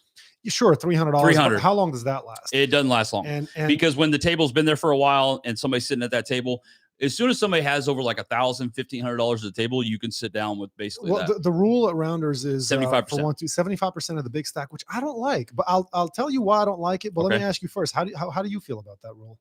Would you prefer that there was a fixed cap, like $500 is the max that you can buy in at 1-2 hold'em? No, I don't think I would. But just because it doesn't affect what I'm going to buy in for ever. Like I'm always going to buy in. You don't think it destabilizes the table? It probably does when somebody comes into the table. But I want that. I want that table. Yeah, because that's where you're going to make your money. In my opinion, you're never going to take all the money at any table. No, God, no. So the more money at a table, the better to me. But then you start seeing those pre-flop raises where you got to pay $30 just to see a flop. They playing do, 1-2. When a standard min raise, let's say 3x or 4x the big blind would be $6 or $8. Yeah. If you're going big, $10. Yeah. If you bet $10 pre-flop at Rounders, everybody is calling. Oh, the standard. They can have 7 deuce offsuit. They call $10 is if nothing. They're on the button, they're calling. They're calling with anything. If they're on the button, they're calling with 7 deuce. Right. They'll call with anything. The button, I've noticed at Rounders, is the most important chip in the world. The button, for people listening who don't understand poker, means it's just to keep it short. It's the best position that you can have after the flop is dealt. Because you're last to act, so you get to see what everybody else does first before you act. For sure. And the min raise in 1-2 at Rounders is $15. Easy. It's really a 2-5 game. It really is. They call it a 1-2 because there's always a straddle. Yeah. There's always a straddle of $5, $10 every time. But yeah, I understand what you're saying for sure. For me, the reason why I don't mind that when people sit down with a lot of money and they're going to min raise whatever it is because, like I told you, I'm only playing premium. So when I'm in there, I'm ahead. But okay, here's my issue with it. Let me explain it. Okay. If I'm there grinding for 8 hours, 10 hours, right? Actually, let me give you a thing I witnessed one time. I went to Rounders in the morning on a Saturday. I sat next to a guy who had been playing from the previous day. He was on about a 26-hour stretch. Mm-hmm. He had built a stack of about $3,500. Yeah. About 3,000 was profit. Right. Okay. So he's just killing it. Guy sits at the table, looks at his stack. He goes, I'll buy in for the maximum. Yeah. So 75% of 3,500, whatever that is, probably like 2,800 or something like that. Mm-hmm. The very first hand that he played, he flopped set over set against the guy who'd been there from the previous day. And well, anytime there's a set over set scenario on the flop. Yeah. The lower set is getting fucked for all their money. All of it. Period. Because Every time. Every time. Yeah. Period. Sometimes the cards just do the talking. They do. And so this guy who had been playing from the previous day, 75% of his money gone like that Mhm. because of a bad beat situation, Yeah. which nobody can avoid. You can't avoid So- that when you flop set over set. Yeah. My you can't point to avoid that it. is, like, if I'm sitting there grinding and doing the work to build a big stack, I should get to enjoy that big stack advantage at that table without having 75% of my money be at risk. You're right. Now, the counter to that is, that's a great point. the counter to that is, what if another player who's playing on another table wants to move to your table and he's got a monster stack? Do we make him surrender his chips before he moves to your table? Right. Maybe. I would say yes. Yeah. I would say you're a new player at this table. The maximum you can buy in is $500. Yeah. That's I would prefer that, because then I could play longer and not feel like I'm constantly at risk of losing all my gains. I've never thought about it the way you just explained it. Maybe I'm more of a pussy. I don't No, know. no. You respect the grind, which I do too. Don't get me Yeah, wrong. You yeah. respect the grind. Well, I feel like you And earned I've it. never thought about that, because I've never thought about it in that exact situation, because that is a real situation. Set over set, the lower sets, he's going to lose his whole stack, because Mhm. you can't possibly think that you're behind. When you have pocket pair, Sometimes- you can't think you're behind if you have a pocket pair of twos and you hit a 2 on the flop. Like, you're Correct. like, I'm about to fuck this person that I'm going up against. Meanwhile, they have pocket 10s in a 10 game. Correct. So I've never thought about it like that. And so that does make sense. Dude, I mean, I to me, I would saw chalk that up. I saw that guy's soul leave his body when they turned the card that would be overs and hard. it was set over set. I saw Especially his when you've been soul grinding. leave his body. especially when that will leave a bad taste in your mouth, because Yeah. you had been putting in that work. And here's whole what I love and hate at the same time. I Okay. always find a little bit of humor in it, but in the back of my mind, I'm like, this is stupid. Yeah. When stuff like that happens, the guy always gets up and goes, "Fucking dealer." Yeah. Oh my Just God. like, I why are you know. mad at the dealer? I know. The dealer is just dealing cards. It's not Yes. the dealer's fault. That has been the abuse. The abuse that dealers take Yeah, is kind of crazy. it's crazy. Also, the abuse that, like, the things that people say to each other at the poker table is kind of crazy. Like, sometimes I'm just like, you better not talk to me like that. Right, right. Like, You better- otherwise we're gonna yeah. have a fucking issue. You Sure. know what I mean? Like, don't Sure. like this guy. Like, I told it, there was actually happened yesterday. It was my first time there. I tried to, I'm not a confrontational person. I just, by nature, you know what I mean? Like, I'll get into it, but I'm not looking for it. But this guy, I had ace queen of diamonds, and the flop had 2 diamonds, and he bet the flop. He bet like $30 flop. So I'm like, all right, $30, boom. He doesn't bet the turn, and then I river a diamond. So, right? So you To got me, you got the winning hand. He played bad. He didn't bet the turn. He should have pushed you off. He on the should turn, he yeah. should have bet $100 or whatever it was Yeah, on the turn, and I'm sure. out. But because he didn't, and he was upset about it, because on the river, he bet his 2 pair, and I put them all in, and he called me and he lost. So, And so he was rather, upset about it. And so I told him, I was like, bro, you better shut the fuck up. Like, stop. Don't talk to me like I made a bad play there. right. You made a bad play. And you're not going to talk to me crazy. Like, Right. it was a pretty tense moment. Dealer had to get, you know what I mean? People had to, but it was all good after that. But it was just like, fuck you. You're not going to like talk Yeah. to me like shit just because you're mad because you made a bad play and I took all your money because I got there. Sure. Just not going to happen. It's happened to me before. I made that same exact play where I didn't push somebody out on the turn because I had 2 pair. Yeah. I was trying to You let them trap catch their hand. and I let them catch their hand, Yep. and I lost all my money because of it. And you know what I did? I got up like a man. I Yep. was like, "Good luck, guys," and I got out of there. I didn't try to fucking belittle the person, like, because really, in reality, he made the bad play, Right. not me. Right. He did. And so it's just like this guy was trying to belittle me, like I made the bad play when it was fucking you that made the bad play. Like, Yeah. belittle yourself, bud. Yeah. Like, belittle yourself. But even if Yeah. somebody does, I do find it crazy where, you know, in that certain situation where somebody does make the right bets to push somebody out, somebody stays and then they hit, you know, you do get a bit frustrated, but it's like, that's still a man. Like, it's just crazy to me how they talk. Like, they'll motherfuck somebody. They think they're on Twitter. Yeah. And it's like, Yeah. all right, but we're in person. Like, Yeah. it's crazy. Like, this one guy, I couldn't believe he did this, right? This one guy got outplayed by a woman, right? this lady. There's some great lady players at Are there? Rattlers. There really are. They're really. I know what you mean. I know which one you're talking about too. She's not the best, but there are some really strong. This one lady outplays this guy, right? And on the river, he's trying to talk to her. Like she makes a big bet on the river, and he's trying to figure out if he's going to call.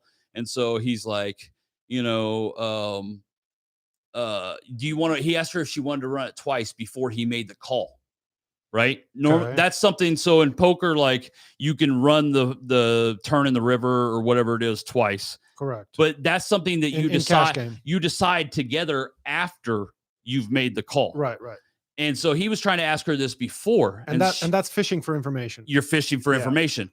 And so she wasn't responding. And he's like, typical bitch. And I was like, bro. I was like, easy. Like I was surprised. Yeah. I was like, bro, we're in public. Yeah. We're in person. Yeah. Like, how are you so disrespectful? I don't know. It's and you're engaged. That just goes to how people treat one another. To me, sometimes is wild. That's a real. There's no manners. Correct. There's no respect. Correct. That's like a lot of people. That's a guy who was raised by a single mother. Yeah, and so was I. But like I have.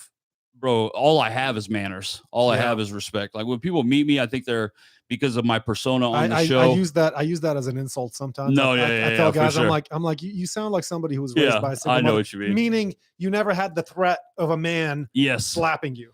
That could be true. See, I guess the reason why I that doesn't mean that people raised by single mothers don't have manners. No, because I had a single mom that beat the shit out of me. So like that, I guess I did have that threat of a man almost, but it was in the form of my mother. I understand what you're saying for sure. You didn't have that threat of, oh my God, dad's going to be home. But my mom would whoop my ass like a dad would. But so it's just the amount of respect or lack of respect that people show people and so when people meet me, sometimes they're like, man, you were such a nice, like respectful guy. And it's like, yeah, of course. I know I have this persona of like, I'm just this, I don't know, whatever on the show. Like I have a weird persona on the show where I say rude things. I say rude jokes. Sometimes I talk about women with their small brains.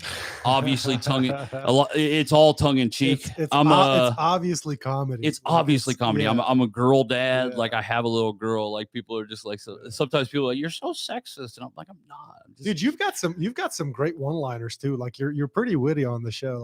Like that's what cracks me up is you come up with stuff that nobody would have thought of. Like one time Billy was telling a story about about a dog that got cancer. And he's like, oh, it's not the dog's fault, poor dog. And you're like, no, that dog probably deserved it. He probably smoked cigarettes. Yeah. I was like, well, we don't know if the dog deserved it or not. Like maybe the dog smoked. And it's like, for sure. Right. Like obviously that's comedy. Like, obviously. Nobody thinks that the dog actually smoked. For sure. No, that's just that's the beauty of me and Bill.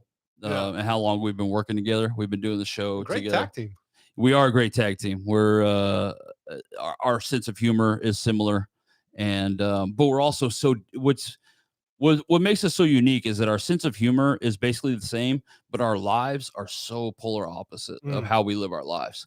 Like he's very buttoned up and clean edge, like you know what I mean, kind of guy. That's how he lives his life. He enjoys going to Disney World and being a family man. Like right now, he just got married and he couldn't be happier. That's cool. He loves it. He is now married and like, his family is complete and stuff like that. Like he truly does enjoy that. Like that's what he enjoys. So I'm going to go out on a limb here and guess that he had a piece of shit father.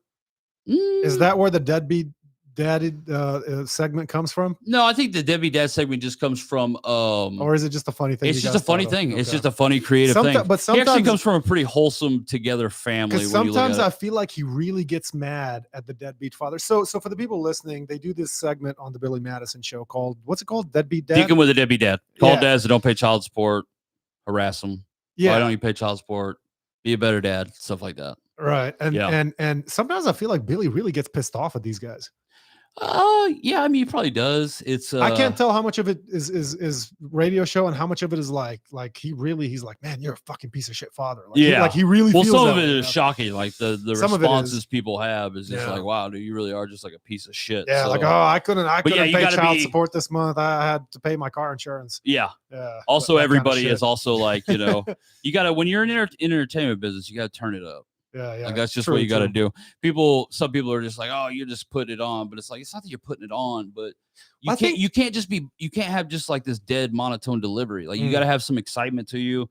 You got to stand out, and to do that, you got to turn it up a little bit. That's just all it is. So that's a key difference, I think, between these types of podcasts, like what I do, and between radio. Radio, you have to be on constantly. Yes. I interviewed DJ Johnny Cage when I was in El Paso. He does a morning show on 104.3 in El Paso. Okay. And one thing he said on the podcast, I hate remembering that podcast because I feel like I did such a shitty job as a host that day. Well, you're probably new. It was like my 25th episode probably. Mm-hmm. But how many you on now? This is 75, and I've got about 7 episodes of what I call outer space, which is a little different, but so altogether 80 some episodes. Okay. All right. See, you're still relatively new. Yeah. But anyway, the point of it is he's like, man, on radio, you got to be quick. Yeah. Like, you got to be quick. And I think the fact that you are trying to engage the audience and get the phone calls and all that is a little bit different. Like we're live right now. There's people watching right now. There's people commenting. But that's kind of it. I'm not really engaged with that. Right. It's just me and you having a conversation. That's why radio is different. So we can have a little bit of a slower pace and really dive into certain ideas. Like we just spent, I don't know, probably 15 minutes talking about poker and you know, different scenarios and whatnot. And that's fine. We could talk about it for half an hour or an hour. Yeah. Fuck it. And the cool thing is like people can get on YouTube and they can skip past the poker if they don't want to listen to that. Right, you know, right. Yeah, radio's a little bit different. You got to deliver a little bit of a shock factor. I see what you're saying. People can pick and choose what parts of your content are exactly tailored to them that they're interested in, right?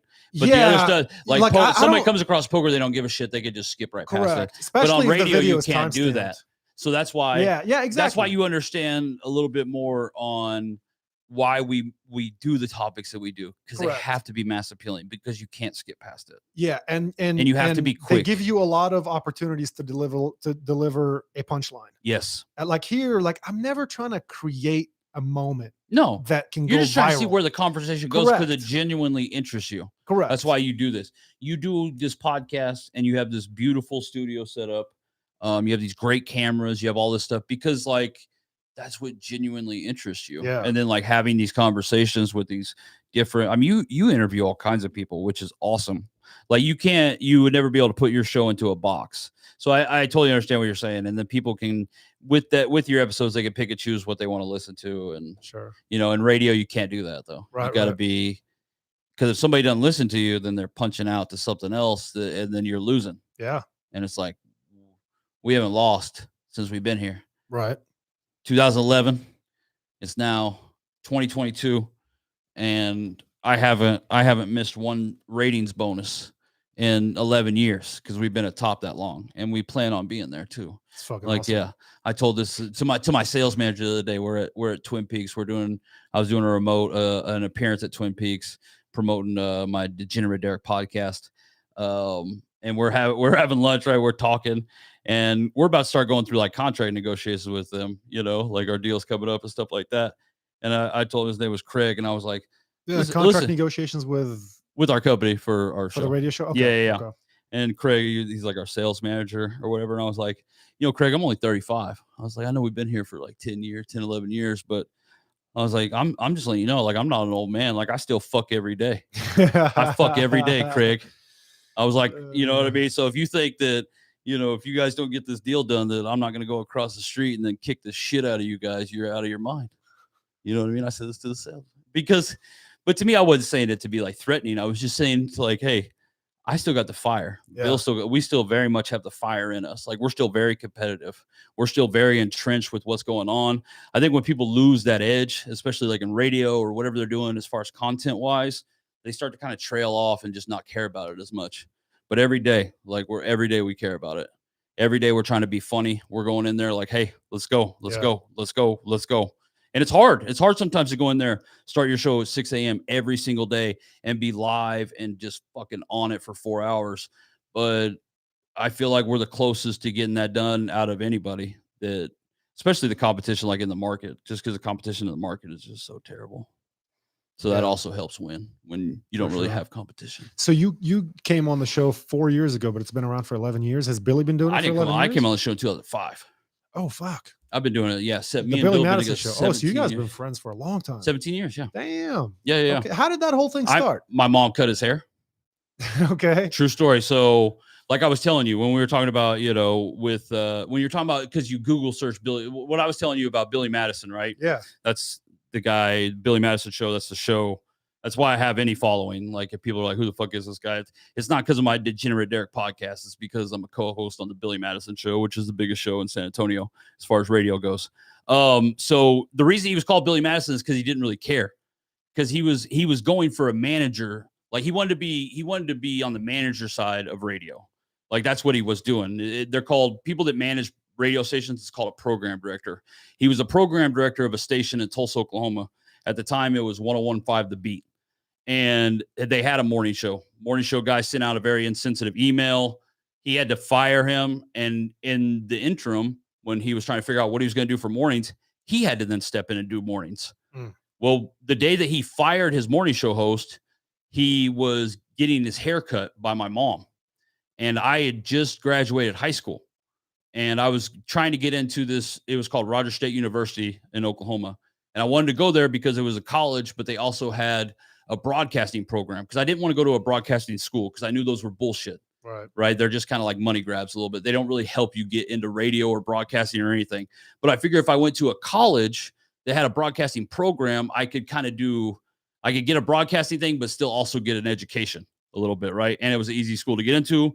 Whatever. Fast forward, he tells my mom, why don't you just bring him up to the radio station tomorrow, and I'll show him around and see if he really, he likes it or whatever. Went up there, me and him just hit it off. And I went back every day. He'd buy me back the next day, I went up there for 3 years, just kind of like doing what I felt. I didn't go to college. The deal was, he said, if you want to intern up here while you're going to college. And I was like, yeah, sure. And I just never went to college, but I still went up there and did the internship. So I didn't fill my side of the deal. Whatever. Fuck it. It worked out. But yeah. And then eventually 3 years had passed. Billy got a job offer for another morning show, and he hired me as his producer. That's fucking awesome. Oh, I've been with him since June of 2005. That's awesome. Yeah. So my whole entire adult life has been on this show. So yeah, I was gonna ask. That's why our bond is the way it is. Right. Because when you've been with somebody, room, a lot of times people hate each other like after that long. But I don't know. We've always just there's never been a power struggle in the room. Right. Like, I am always like, I'm on the show, and I'm grateful for Billy, because if it wasn't for Billy, like, I'm not in this position. So it's like, there's not a power dynamic. Like, it's his show. I'm happy to be a part of it. I feel like it's just as much my show with him, because of that's how he makes me feel. Like, that's how he does it. You know what I mean? So it's like, he's like, it's our show. So there's never a power struggle. I think that's why we get along so well. We also understand each other. But yeah, that's why I think we're better than most, is because we're not put together. Like, we were thrown together by the cosmos, if you will. And we kind of just learned the mornings together, because it was his first time doing morning radio. He'd never done it before. So we kind of learned it together. Yeah. And you know what I mean? We kind of like researched it, developed it. And that's why we're just a powerhouse now, is because when you go head to head up against us, like, you better make people laugh. Yeah. And we had a new boss recently. Who was like, I had a meeting with her, and she was like, what do you think is different about your show, like, than others? And I was like, well, genuinely, it's just because we can make people laugh. It's like, well, there's a lot of funny shows out there. And I was like, well, I don't know about that. I was like, there's a lot of shows out there that like try to be funny, but do genuinely, when you listen to a radio show, do you laugh? You laugh at other shows. And a lot of times it's no. I mean, every once in a while. But if you match us up against most, as far as are you going to laugh? It's us. It's always going to be us. Sure. And my point, when going back to where I was telling you, I met with my sales manager to let him know, I was like, bro, I ain't lost that fire. That's why I told him that I fuck every day. I was trying to let him know that testosterone's running through my body, dude. Like, I'm fucking still jacked up right now. Yeah. So if you think you're going to try to replace us or whatever, like, you're out of your mind. I'll beat the shit out of whoever you bring in here. Yeah. And it's just, but I feel like people should want to hear that, as far as like in a manager's position, because it's like, oh, I still got this show that's still fired the fuck up. Fantastic. Yeah. So, but yeah, that's why that's our bond. Best sales pitch I've ever heard. I fuck every day. I fuck every day. I fuck every day. I love that. People that have lost their edge don't fuck every day. They don't. No, but I do. Don't. but I do. That's great. Yep. So you started when you were 18 years old, roughly. So have you ever had what most would call a real job? No. I love that, dude. Yeah. Well, I envy you a little bit. I have because of that. Let me lie. I lied a little bit. Okay. I did have, when I first started doing it, like I did work in a warehouse at a furniture store. Okay. But it was just because I had to have money, but it was radio was always the thing. And then I had my child, my baby girl, when I was 20. And from that point on, I've been full-time on the radio ever since. So I have had a real job, but I haven't. Like I haven't as like an adult. Damn. Like I was like a teenager. You know what I mean? 35, your daughter's 15. Mm-hmm.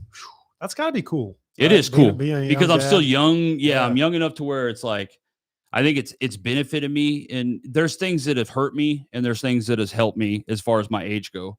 My one thing that has helped me tremendously with my connection with my kid is my age, because I'm not so far removed from her world. Like her world, I'm not just like, oh, you're in there with your damn computer. You know what I mean? Like sounds like you TikTok more than she does. For sure. I'm more into it than she is. I know more about what's going on than she does. Yeah. I know more about what's going on in the internet world than most. Yeah. I really do. I promise I'm in touch with, like, people understand certain sections of the internet better than I do, but nobody has a wider grasp of the entire internet than like I know a little bit about it. You know how somebody's like, I don't know a lot about, one thing, but I know a little bit about everything. That's me with the internet. So yeah, I like that. It is, I definitely wouldn't do it if I had a real job. Like I would be more as a person that's like, you don't really know what's going on. I wouldn't be as you could tell, I was very passionate about Jake Paul. Yeah. I wouldn't be as passionate about Jake Paul if I wasn't into this job. Yeah. I just see him. He's just so fucking funny to me. Like he's so fucking funny because he's such a dickhead. And to me, people have tried to root those people out of society. Like you wouldn't believe, right? People that are just kind of like obnoxious. But to me, like obnoxious, it's entertainment. Like the guy is obviously an asshole. Like it's just funny. Is he really? I mean, like he comes off as an asshole. That's why people hate him. Well, people watch his fights because they want him to lose. I saw an interview, and I don't remember if it was Jake or Logan, one of the Paul brothers, and he was. I think he was on the Andrew Schultz podcast. Yes. And Andrew asked him, "Have you been on Joe Rogan?" And he goes, "No." And he goes, "Really? You've never been invited on Joe Rogan?" And he goes, "No, I haven't, but I'm pretty sure that one of these days I'll do something that will earn me that invitation." Yeah. And I respect that answer so much, because here's a guy in his 20s who's worth probably over $100 million, been famous, since he was in his early teens, I think. Yeah, for sure. And for him to have that understanding of like, for him to have that humility, going back to talking about like the guy who let you win that poker hand and got mad at you. Yeah. Like here's a guy who is at a very high level of fame and wealth and young. Yeah. And for him to have a response like, one of these days I'll earn that invitation. Yeah. Is awesome. Like he's got that mentality of I got to earn it, not I deserve it because I'm Logan Paul or Jake Paul. I don't remember. Yeah, for sure. That's that made me be like, you know what, man, I like you. Yeah. I like that. Yeah. I do too. He also has a hot ass girlfriend. I'm sure. And so like that always Julia Rose. But don't they? Oh, is that who his girlfriend is? Yeah. Wasn't she? She showed her boobs on the World Series. Did she really? Yeah, like behind the home plate, or maybe. Oh, she's. I think it was the World Series. Who was she dating before though? A lot of people. Yeah, she's been around a few. She's been with a few famous guys. She dated. Wasn't she dating the guy? Housey something. He was on that show, Too Hot to Handle. He was with Francesca, and they both became super famous. Harry Jowsey, Australian guy. Oh yeah, probably. Weren't they dating? I think it was an Australian guy. Yeah. I just know her from, or was that the guy that hired her? I think she was. She was dating the guy that the business she helped, I think, because she promoted a business when she showed her boobs. That was the point of it. Damn. Yeah. Great boobs, by the way. Dude, I'm gonna have to go look them up. I didn't know she did that. Yeah. I haven't heard the name Julia Rose in a while. Yeah. But I know who she is. She's fucking gorgeous. Wait. Fuck, I think I might have just said that name wrong. Because I can't remember if Julia Rose was the girl that dated Kanye. Hold on. Now I'm looking. I think I might have fucked that up. Well, hey. Hold on. She Julia has a Rose. She started a podcast. I remember maybe a couple of years ago. Who? Julia Rose, didn't she? Yeah, she It's probably called, did. What is it called? She sits down with a couple other. No, I girls got it and- right. Yeah, Julia Rose. Yep. Yeah. Boom. God, she's a smoke. She's pretty hot. Yeah, she is hot. She's almost as hot as Jake. It's a little weird. I love Jake because obviously, like, he's I'm gonna root for the guy. He's relatable to me. He's from Midwest, he's from Middle Earth, as I call it. You know what I mean? So it's just like I gotta back my boy. That's where I'm from. I'm from Nebraska. I'm from another place that's kind of like Middle Earth. So dude, we're gonna clip this and tag Jake Paul, and I hope he shares it. He ain't gonna fucking But see it. hey, he might. But Sees too much. Doesn't he and his brother share women? No. Isn't that no? Didn't they? Oh, wait. I think maybe Logan did like bang one of his girlfriends or something like that. But I think that's an LA thing, though. Is it? Yeah, from what I understand about LA sex culture, is that they all run through each other's girls. Oof, which is kind of like, I went to high school with guys like this, that they all kind of just like fuck the same like people, and I always found that to be disgusting. Yeah. I'm like, why do you guys all just like have sex with like the same girls? Like, I know understood a girl. I know a girl from high school. It's not that all my friends fucked her; it's that she fucked all my friends. No, for sure. She Yeah. She was, to this day, one of the hottest girls I've ever seen. That's crazy. And she had that like hot blonde, little slutty, but like just super sexy, gorgeous. I mean, she was fine as hell, man. And this is like at 17, probably 17, 18 years old. She was fucking hot.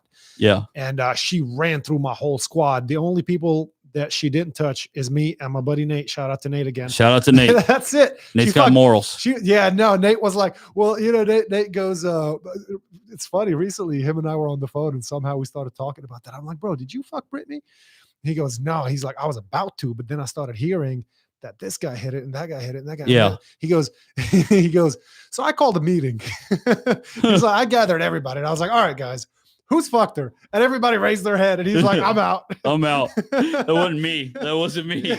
Yeah. That's funny. Yeah. That's funny. Yeah. I had one of my best friends growing up.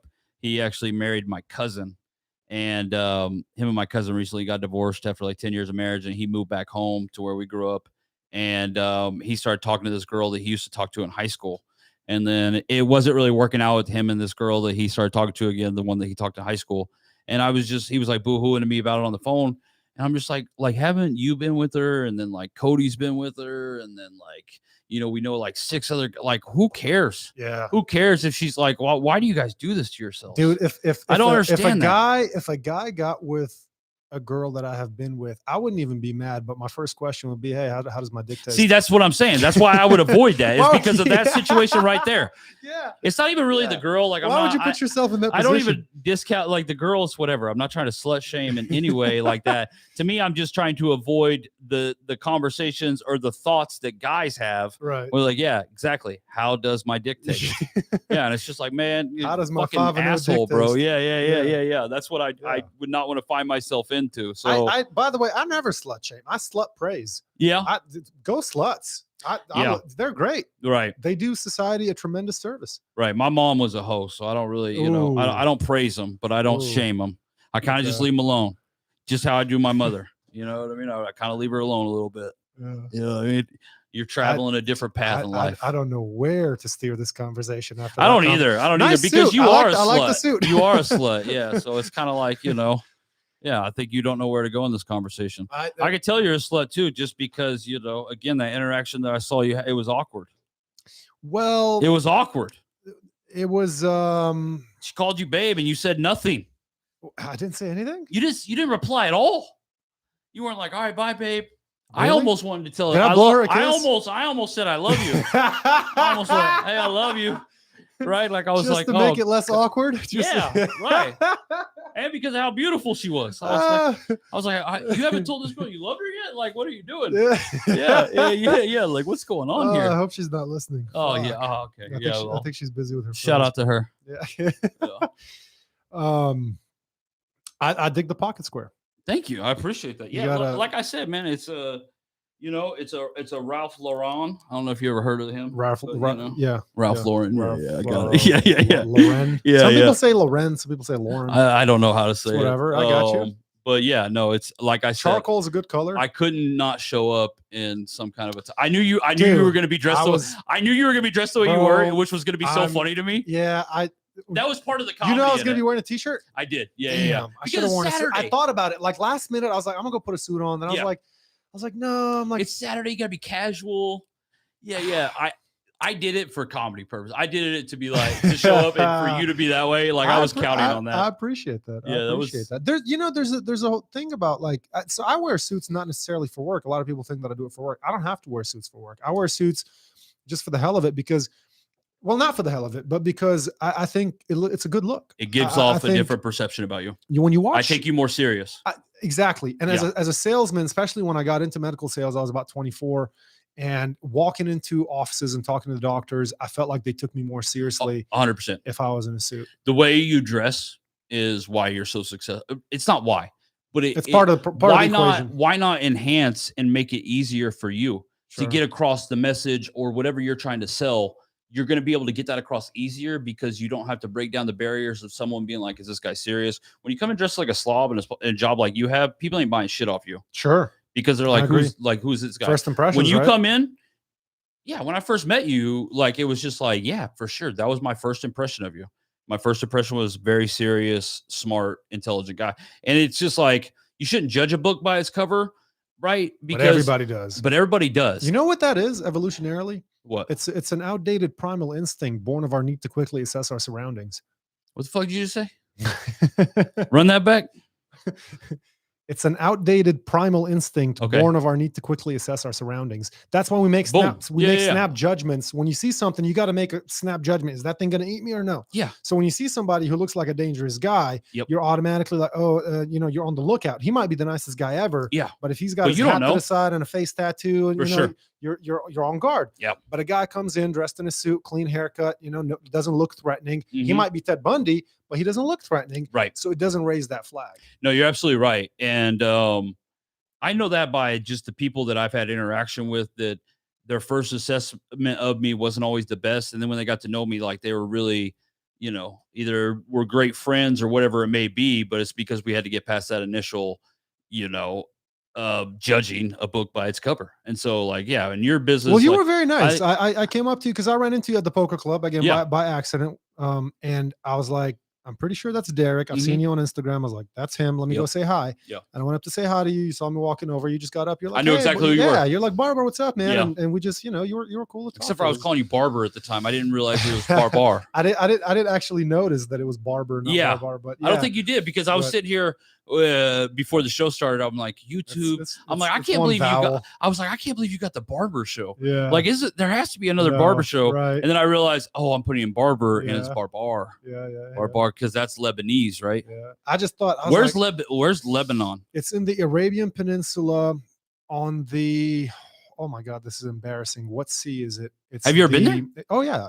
The Black Sea. No. The Black Sea. The Caspian the Black Sea. Sea's in Europe. No, I think it's the Red Sea. I think it's the one that Moses parted. The Dead Sea. The Dead Sea is in Jordan. Damn it. The Dead Sea is the one that you can go float in, where you can just go like sit on the water, because it's got so much salt. Yeah. There's no life in it. That's why it's called the Dead Sea. Yeah. And you could just float on the water, like you won't sink because of the salt concentration. No shit, I did not know that. Yeah, that's interesting. Probably the coolest thing about Jordan, that and the ancient city of Petra. Okay.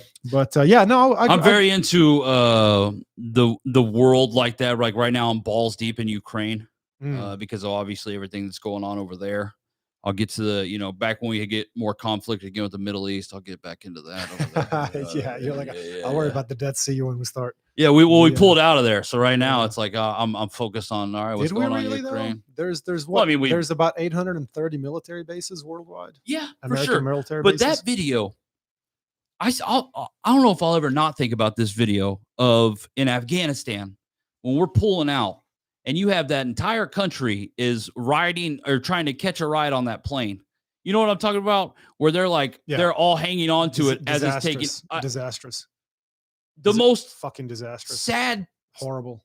I couldn't believe that, though, but that's how desperate they were to get out of that place. Hard to describe it. Yeah, because they knew what was coming. They knew what was coming. They knew, and they were like, we got to get the fuck out of here. There's going to be a mass slaughter. Yep. No exceptions. Which is awful. Just everybody's just getting mowed down. But that's why Yeah, horrible. that's why you got to be hesitant when you get involved in those kind of things, because it's like you got to have an exit plan. Get involved in what kind of things? Well, the things that we got involved in that led to that. Yes, Because that should never happen. That should never happen to anybody. That should never happen to people. The exit plan was probably the biggest shit show in military history. Just because it left people military. To me, the fact that we can't disaster. take those people or we can't save those people, but we've disrupted their lives in such a way to where now we're leaving and now it's up to them. Like, that's fucked up. Yeah, I'm not a military man, but a lot of my friends are, and I talked to a bunch of them after that thing happened, and they were losing their fucking minds. They're like, "How is this happening? Yeah, there's no excuse. No, this is an absolute just for humanitarian. It's just things, like why? Yeah, fucked. But so I don't know. It was fucked on every level. So I've definitely heard of Lebanon. Yeah. I do find that interesting. We border Israel, Palestine, and Syria. Oh wow, you're right. That's why I've heard of Lebanon, because you guys are in the thick of that shit. We're in the thick of that shit. Yeah, yeah. That's going on at all. Well, there's always going conflict there. So Lebanon is the only Christian country left in the Middle East. Holy shit! And so there's always conflict there. There's groups trying to take over. You have Hezbollah in Lebanon that's just been growing over the years. Hezbollah, is that not the that's not the little person that is on social? You don't know Hezbollah? I don't know. Oh my god, I don't know who that is. Jesus Christ. So there's a lot of conflict in that region, because you got Israel, which is the only Jewish country left in the Arabian Peninsula. Then you got Lebanon, the only Christian country. Then you got all these Muslim countries surrounding it. Yeah. And then you have different denominations of Muslims, like for example Hezbollah, Shia. They don't get along with the Sunnis, and like it's just the Middle East. You go up to Iraq. You have the Kurds, and then you have the Sunnis, and it's the Middle East is quite messy. No, it is. It's very interesting too, how it's just like a bunch of shit going on at all times, and there's always conflict. But you don't know Hezbollah?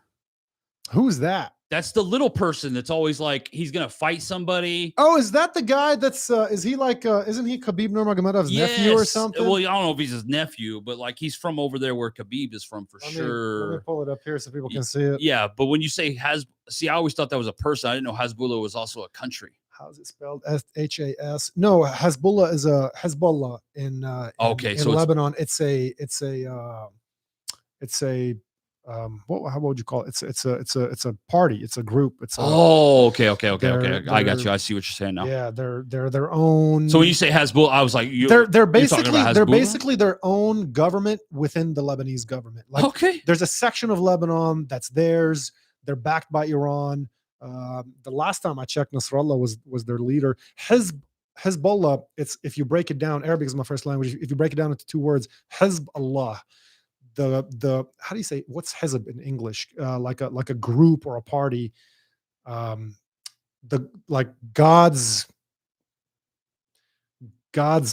party. Hezb. It's not a.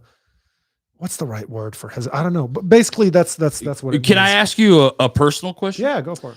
What was it like growing up, being from Lebanon, and you growing up in El Paso? Well, I'll get to that in just 1 second. I think I found the kid. Yeah, there he is. Yeah, this is. I think this is the one that Khabib Nurmagomedov. Yeah, he's a legend. He is a legend. This guy is a goddamn legend. Yeah, I've seen him a lot. Yes, he's all over. He has a following. What is he? Dude, he's got almost 1 million followers. Yes. Dude, watching him just do everyday shit he's the awesome. Funniest fucking person, and he'll punch somebody right in the face. So to answer your question, it depends on where you draw, what you consider growing up. So I moved to the States when I was about 14. Okay, so that's even. So I grew up. So you didn't even grow. Yeah, right. You came in when you were going to high school. Correct. In the 8th grade, actually. So I was probably 13. Yeah. 13 and a half, whatever. I was born and raised in Dubai. Yeah. But my family's Lebanese. So we would spend the summers in Lebanon and the rest of the year in the UAE, the United Arab Emirates. Okay. So a lot of people don't know Dubai. So you guys Dubai are is rich, not the country. rich. No. Rich. Just because you live. You in say the UAE, Dubai, and I'm like, oh, okay. Yeah, but just so you're a gazillionaire. We're the immigrants that helped that had played a role in building the Dubai. Oh, we're the slave labor. Oh, not quite that extreme. We were. But I get what you're saying. Yeah. I grew up, I would say, comfortable middle class. Yeah, my dad worked his ass off, like day and night. Worked his ass off. I can tell. I mean, your sister's a doctor. Yeah, and you have done, very well for yourself. This is, again, beautiful home. Thanks. So it's like, yeah, no. Well, I was never going to be a loser, no matter what. No matter what I do. That's for sure. That's I've got that drive. I've always. It's wanted funny that you're the loser of your family, but you would be. Well, my younger brother's still in college. I think he's a junior now. Yeah, he's actually a poker dealer currently. So he has the chance to be the loser of the family. I don't want him to graduate. Yeah, I'm like, we went MD, masters, bachelors, GED. Like, that's funny. Yeah, I'm like, drop out of college, bro. That's funny. That's funny. That is so funny. Have you seen the show? Do you recognize that guy? Harvey of course. Yeah, from the show Suits. Yeah, of course. So he says, life is this. I like this. Yeah. That's how I've always been since I was a kid. Of course. Like my answer when I was a kid, my answer to what do you want to be when you grow up was rich and famous. Yeah. I didn't give a fuck how. Yeah. It was just like, that was always my, like I was going to be rich because you see the lifestyle that they live is the lifestyle that I want to live. It was probably because, I don't know, man. I've just always had that mentality. Like I always had this idea of I'm going to live in a massive mansion. I'm going to have all the Ferraris. I'm going to have all the guns. I'm going to have just all the guns. All the Ferraris. Whatever I want. Like, That's I'm just going to have whatever. I want to fly on a private jet. Yeah. I was on a flight back from Boston yesterday, and the entire time, anytime I get on a plane, I'm just sitting there thinking, I'm just like miserable because I hate airports. Flying sucks. I hate airports. I hate airplanes. And I'm just sitting there miserable, just like counting the minutes until I land. And I'm the entire time, the only thought going on in my head is like, I can't wait to have my own fucking plane. So I don't have to put up with That's this goals, shit. man. That's the whole time. Like I want to take a nap in my boxers on my fucking plane. Yeah. And nobody's going to tell me that I can't. Yeah. And I'm not going to wait in line. I'm bored with everybody else and have to get up for people to go pee. Fuck. Yeah. No, for sure. Well, that's good that drives you nuts though, because that gives you drive. Drives me fucking crazy. Yeah, I just hate being. I hate being on a plane too. Yeah, but that's so funny that you. So when you sit there and you're miserable on a plane, you're like, man, I can't wait to own my own plane one day. That's it. Yeah. To me, I'm just like, I just look forward to this trip coming over. I never once am like, oh, I'm gonna own my own plane. Well, here's my take on things, man. This is how my take on money, right? Like people have all kinds of views about money. I think anybody who tells you that money doesn't matter either failed at obtaining it. Yeah. Or just has a warped view. They've been bullshitted into thinking more money, more problems by people. And the only people who will say things like that are people who have failed at obtaining it. For sure. Okay. So these are the people that always wanted the Porsche, but they never got it. So they had to content with the Corolla eventually. Instead of still just working towards it. Maybe you're 60 at this point. Maybe you're like, fuck it, I'm going to retire in a few years. Well, you see a lot of people that have that view when they're like 20, 25. Sure. And I think they've already given up. They've been bullshitted. Well, they've been bullshitted by this modern day socialist, environmentalist, blah, blah, blah. We can get into all that. It's a whole thing. No, please don't. But I mean, it's what it is though, man. Like, see the thing about, quick point on socialism. The thing that people need to remember is that socialists, it's not that they don't believe in money. They believe in money just as much as anybody else. Right. They just believe that if a different group of people had the money, the world would be better off. Right, which it wouldn't. It would just be the same. Well, the models have been ran that from which we conclude that if you took every dollar in circulation in the American government today and distributed evenly amongst the entire population, within 20 years, you will have the same inequity that you have right now. Okay. Because some people play the game better. Yes. Some people are going to go 5-0 with their sports bet. Right. And some people are going to go 0-5. Yep. And so you're going to have more money at the end of the week than the person who lost. Right. Right. That's how that works too, even with that, even in government. But the way I've always looked at money is like, ever since I was a child, every single frustration in my life was financially related and, or could have been solved or avoided or prevented altogether. I guess that's what avoided means. If by having more money. Yeah. It could, like, every single source of frustration that has ever existed in my life, except maybe for the last girl I dated, was just purely financial. Yeah. Purely financial. Putting up with a shitty boss. Why would you put up with a shitty boss? Because you need the paycheck. You need the money. Driving a fucking piece of shit car that keeps breaking down on you and doesn't have air conditioning in Texas. I've done it. Yeah. Why did I drive that car? Because it was all I could afford. Yeah. Living with having roommates that you can't stand, or living at home a lot longer than you would have liked. Yeah. Why would you do that? Because you can't afford to get your own place. Everything is money. My frustration at airports can be solved by money. Now, some problems need smaller amounts of money than others to give you the satisfaction that you want out Right. of those particular situations, like buying a plane. That's a much bigger goal than say buying a house and not having to deal with annoying For roommates, sure. right? But at the end of the day, it's all money. Yeah. No, you're Right, so- absolutely right. Aside from like a family member getting sick, and there's nothing you could do to cure them, well, that sucks. But even then, if you have money, you could help make their life a little bit easier. You know You what? can even possibly You're- save them.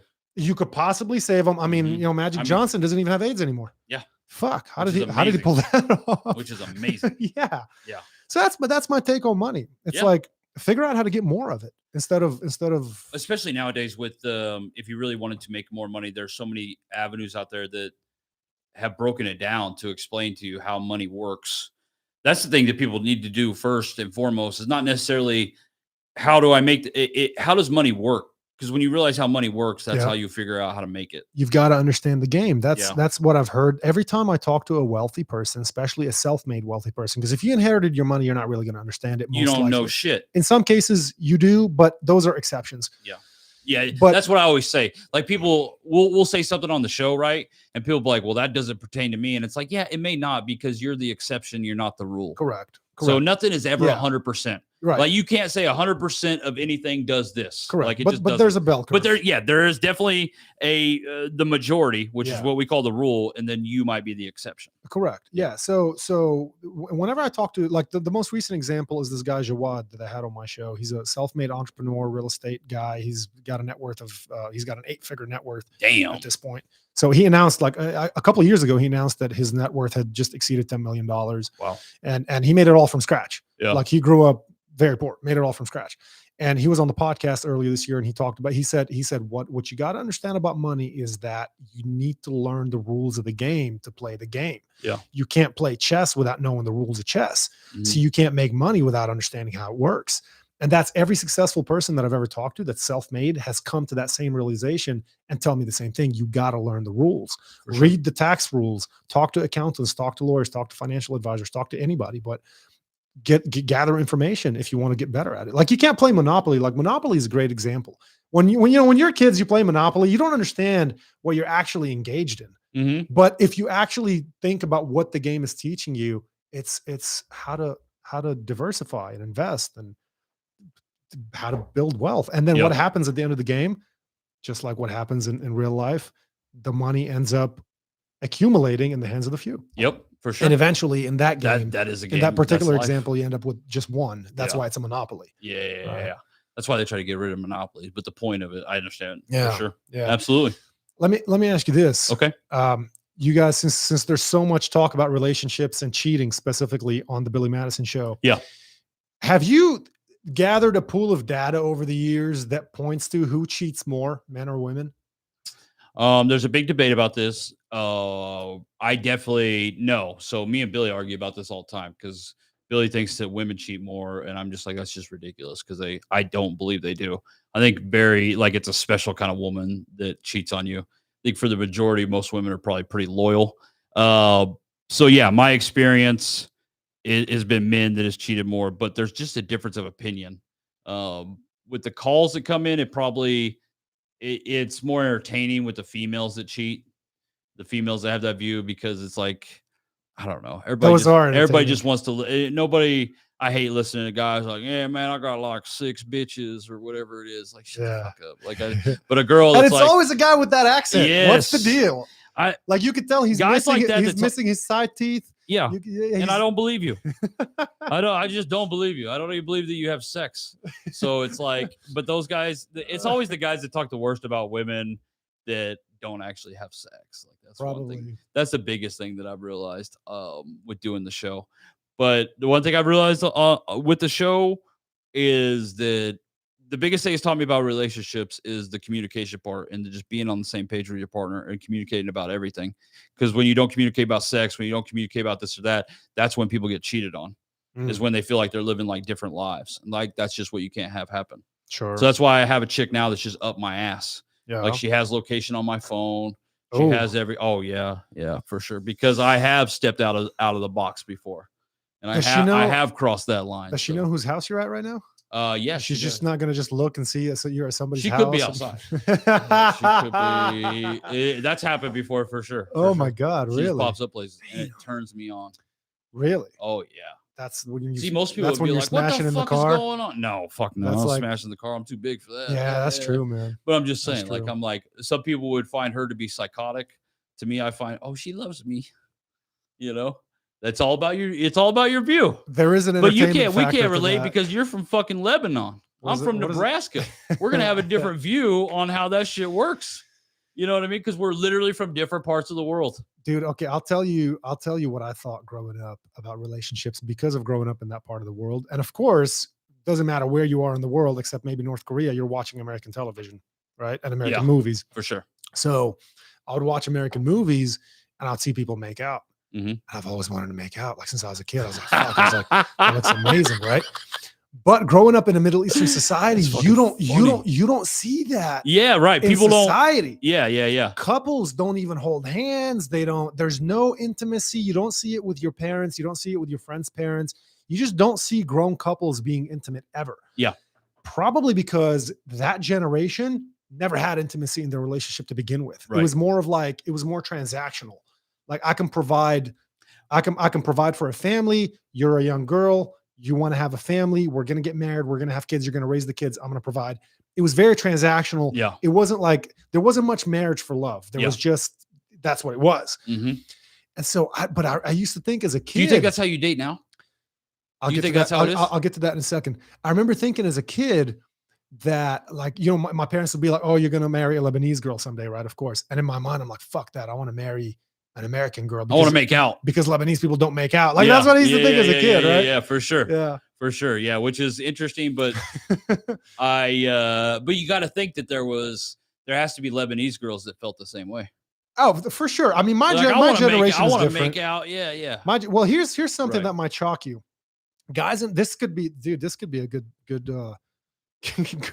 a fun thing to talk about on the Billy Madison Show. Lebanese people making out? No. Oh, okay. No, it goes way deeper than that. We're I about got to you. go deep, Derek. Oh God. So, Oh God. Oh God. So there's a thing in America that I've noticed where like men have an obsession with anal sex. A lot of guys. Some of them do. Yeah. A lot of guys. Yeah. I mean, I've heard so many guys in my life say Because that it's a dominant they're thing. trying to get their girlfriend to let them fuck them in the ass. Right? I've Absolutely. heard that from many guys. Yeah. Last time I was in Lebanon, which was like, I don't know, 8 years ago or something, I was talking to my friends about this. They've got girlfriends and we were talking about sex and they told me that anal is the only thing they've ever had. And I was like, well, what the fuck? And they go, yeah, because these girls are afraid to pop their cherries because they want to remain, quote, virgins for when they get married. Wow. So it's like the complete Yeah. opposite on the other side of the world. Over Yeah. there, they're craving pussy. And over here, We're craving asshole. You just want what you can't That get. is fucking funny. That is Isn't that crazy? interesting too. Yeah. No, that's a funny. Bet you never thought of that. Never in my life. Never in my life. Yeah. But I never thought that girl like Lebanese or whatever, just like that part of the world, they were doing anal sex ever. Like I just thought that was That's all they're I getting. thought it was a European and an American thing. That's all my boys are getting. That's all they're getting. Yeah. That's Until they fucking- put a ring on it. That's fucking funny. That's because Hey. those women have class. Yeah, that's what Right? it They is. want to save it for their husband. So they're gonna get But married people and in tell their America- husband that they're a virgin. But people in America, that when they get married to a girl, they're like, "Hey, I just hope that you're an anal virgin." Mm. You know, Is that a thing? They want her to be an anal virgin? I'm guessing it is. I've heard It's girls not- say that. You know who said that? Kate Quigley, the comedian.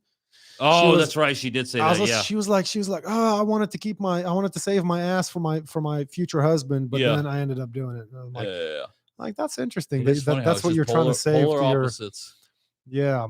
Nope. That's so.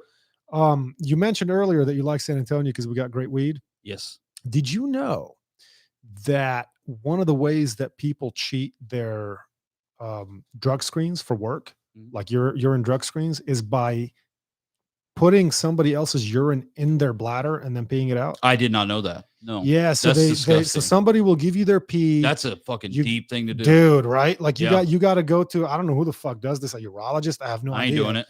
But you got to go to somebody and they'll put a tube up your dick all the way into your bladder Yeah. and push that pee in. So then Right. you dude, I saw that the other day on this because there's a show and the FBI agent is addicted to hydrocodone or some shit. and he's got to go pass a drug screen for his job. Yeah. And so one of the other FBI agents gave him her pee, and then it was They put it in his bladder. Yeah, Holy but that's fuck. how I found out that that's a thing. Yeah, I'm I would like, just fail the drug test.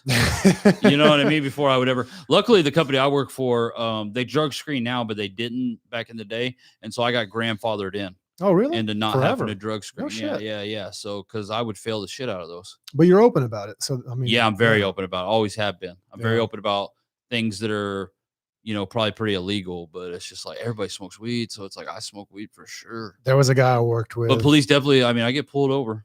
I've gotten plenty of tickets, been arrested for it for sure.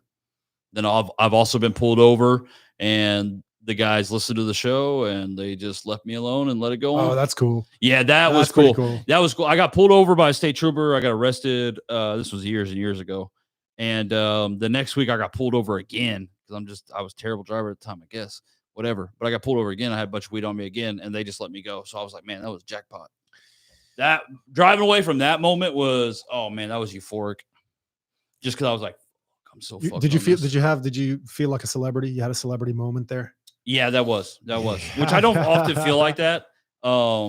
But yeah, that was a well. You definitely could grow more. I mean, you're pretty solid on Instagram. You even have a check. And I don't even try that much. Yeah, that's what I was gonna say. Like, I don't see you post much, and you're already recognized as a public figure. I asked Instagram to give me that check mark one time. They told me to fuck off. I know, man. I know that Instagram check mark is big. It's so, dude. It's huge. Big, yeah. Nowadays, I don't have it on Twitter though. Nowadays, it's better than, like, if you're a single guy, it's better than telling a girl you're a doctor. Yeah. You show her that check mark. I'm a public figure. No, yeah. When there are chicks that follow me that like I meet or whatever, and it's just like, oh, why you have a blue check mark? Are they just wet immediately? No, I don't know about that, but it definitely is cool to have that for sure. I don't for whatever reason, but yeah, I don't. Well, because I don't take advantage of it though, but I also it affirms your status right away. Yeah. Right away. They don't even know who you are if they look on your Instagram and they say, "Oh, he has a blue check. Who is that guy?" Yeah. He's got status. Right. He's a public figure. For sure. What the fuck does he do? And it allows me to make money on Instagram and those kind of things. That's cool. Yeah. Like I get paid off my reels when I do the reels. But the reason I don't post more is because it's just hard. I'm trying to make reels and stuff like that, but it's like it's hard to do because I got so many other things else I have to do. And it's like then I also have to like learn video editing because we don't really have a staff. Which is kind of impressive for being the size of show that we are. For us we used to have a staff, but then just like everybody else, we've had to do a lot of cutbacks because of companies just struggling, especially in radio. It was just bad when COVID fucked us up. That's for sure. As far as our business goes. Now, I brought up the marijuana sort of to segue into this point. Did you hear that Biden is pardoning thousands of people who are in jail for marijuana charges? I did. Yeah. I gotta give him. Yeah, sure. He can whatever go, you could do for midterms, dude. Fine. He can go fuck himself because of the Afghanistan thing. He's done his fair share of damage. But for this one, I got to give credit. Yeah. Midterms or not, you know what? It's about time somebody let these people out of prison. Yeah. It's fucked. I did see though that Charlemagne the God kind of ethered him a little bit the other day because of the story about him and his son, Hunter, that had the addiction to crack and stuff like that and had all those problems. And then that voicemail came out of Biden, like asking him to get help and this and that. And then, Charlemagne was just like, but you're, all these people whose lives have been ruined because of crack, because of the laws that you implemented that, destroyed their families, but there you are for your son. I thought that was interesting. Yeah. But yeah, no, the weed thing, it's like, yeah, of course.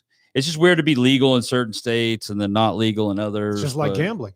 It's just like gambling. Yep. I wish the government would just leave it all alone. Like, just fuck off. Like, here's the thing that the government, it's like, I've talked about this before. I've said, my analogy is like those parents that have a kid who's a slut and they want to pretend that they're a virgin. Yeah. It's like, oh, we don't have gamblers in Texas. We don't. Right. We have conservative values. Yeah. We don't have casinos. There's no prostitution in Texas. Yeah. We don't smoke weed in Texas. Meanwhile, it's all a perception thing. Dude, I got. That's why people are moving to Texas though, is because of those laws. because people are so religious. You know, you come from this in the Middle East, like religion dominates your life. I went In to America, a Catholic school. it still does. And to some people, Yeah. to some people, those values are so important. That's why you see people moving to Texas, because they have those laws. Yeah. And so then Texas is like, well, we're not going to have gambling. We're not going to have weed. And so people are like, we need to move to Texas because they don't have none of that shit down there. They get down here and they see that it's down here and it's just as prevalent. It's just underground, I guess. But like, I go play poker at a place that's right next to a fucking AutoZone. Correct. Right. But they just have they have a loophole that they go through that allows it, you know? And that's the and thing. now they decriminalize weed. So you could have weed, you get a little ticket for it, but you don't go to jail for it anymore. In certain counties. In certain counties, Yeah. correct. And Yeah. which is another whole other shit show. But yet like, they can still. like you're telling me that if I got pulled over 100 meters back, it would have been a ticket. But but now because I crossed that fucking red light, because I'm past, you know, those lines mean something. Yeah, like now I'm going to jail. Well, it could have been just back there. Like I could throw a rock. For sure. You know, it's like. Yeah. Did you see the bullshit? For the first time in my life, I've never seen this happen before. But did you see the 2 counties that are in Oregon that they're voting on? They want to be a part of Idaho now.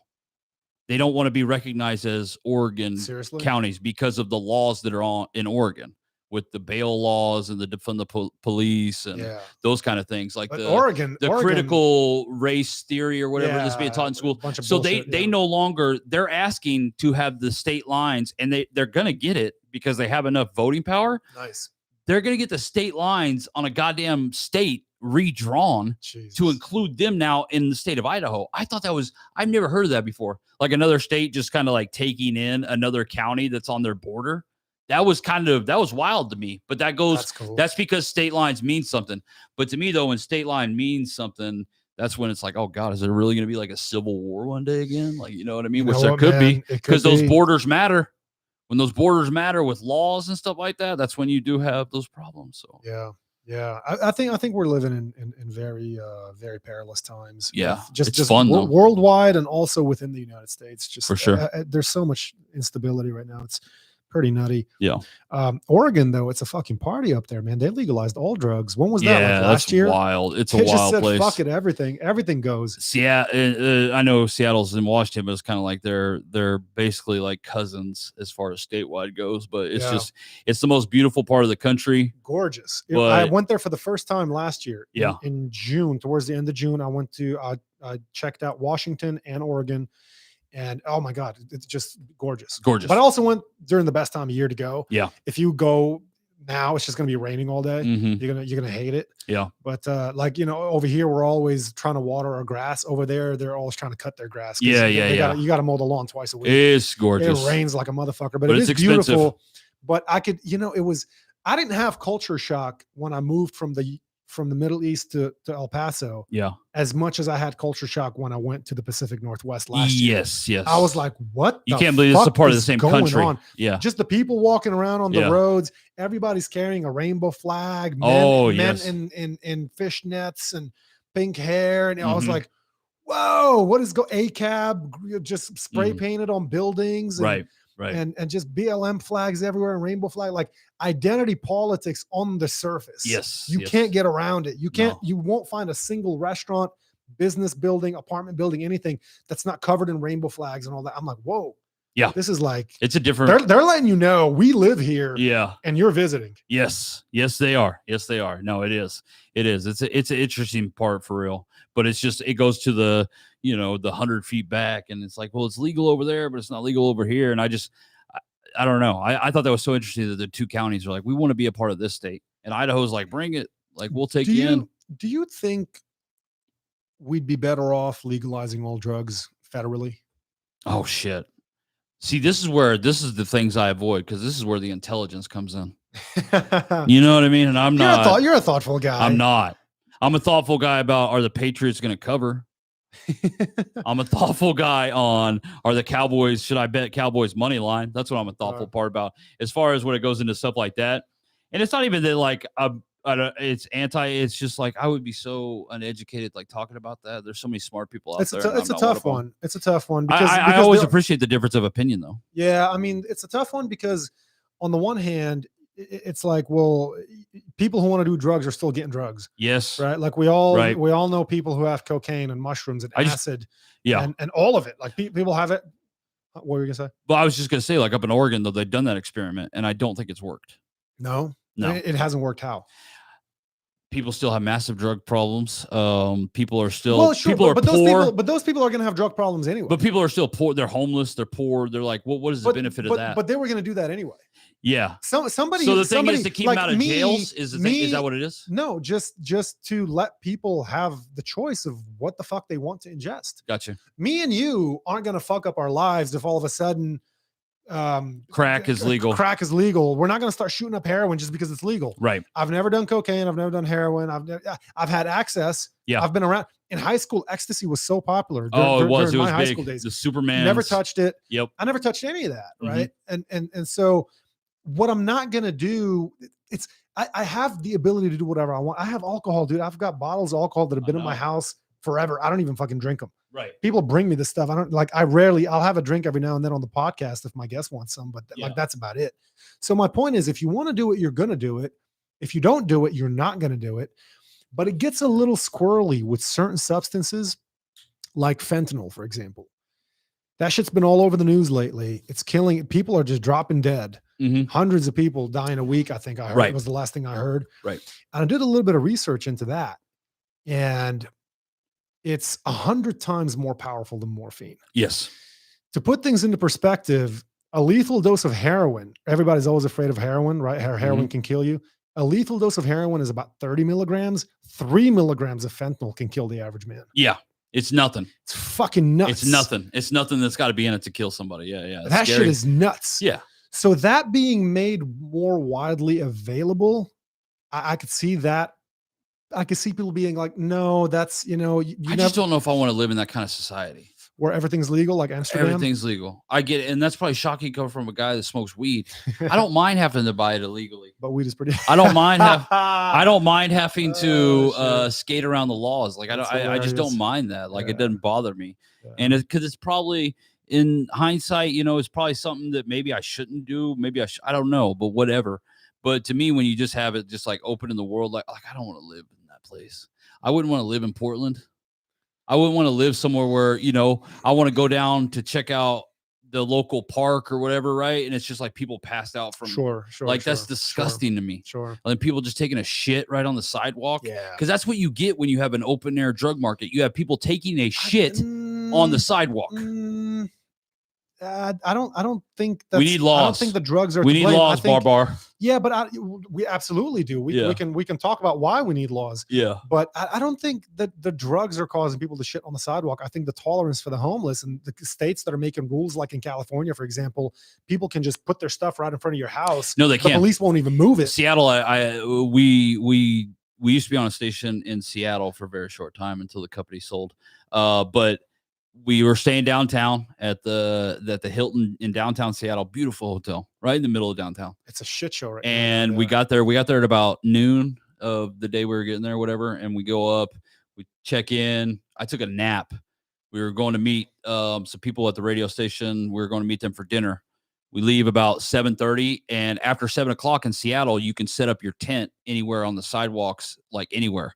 And so we walk out and there's like 100 people right in front of the hotel on the sidewalk in their tents. Jeez. And when I got there, there was nobody there. Hey, that's how Austin was last year. Yeah. Tents everyone. My first time ever in Austin was last June. Mm-hmm. And I'm driving through Austin. I'm going, this is what everybody raves about? Not anymore. This is what everybody tells me. So, the tent situation last year was bad. So that's what I'm saying. It's definitely made Austin take a hit. It's made Austin take a hit for sure. It's made Austin, or people talk about Austin in a little bit different way, where it used to be like, yes, when I moved here in 2011 to San Antonio, like Austin was, the cream of the crop. We got to go to Austin. Now people don't really talk like LA back in the day. Yeah, people don't talk like that much anymore because of that situation, Sure. And it's like, because nobody wants to live around that. Let me ask you this. Yeah. Another question to make you think. Okay. Dana White, you know who that is, right? UFC president. Dana White, I was watching an interview with him recently where he said that he went to this guy who tests your DNA. Yeah. And he can tell you when you're going to die, and he's accurate within 1 month. Yeah. And he gave Dana 10.4 years. Jesus. My question is, no. You wouldn't do it? Hell no. I don't want to know, because then it's like, what benefit do you have, I guess, from knowing? I guess you could do the things you want to do, but I don't know if I don't want to know. I don't want to know. I want that to be a shock. I already know when it's going to happen. It's going to happen in my 40s at some point. You know what I mean? Just because of the life that I've lived and how poorly I've taken care of my body and stuff like that, which is fine. I've accepted that, but I don't want to know the exact date. I don't want to, fuck that. That to me is satanic.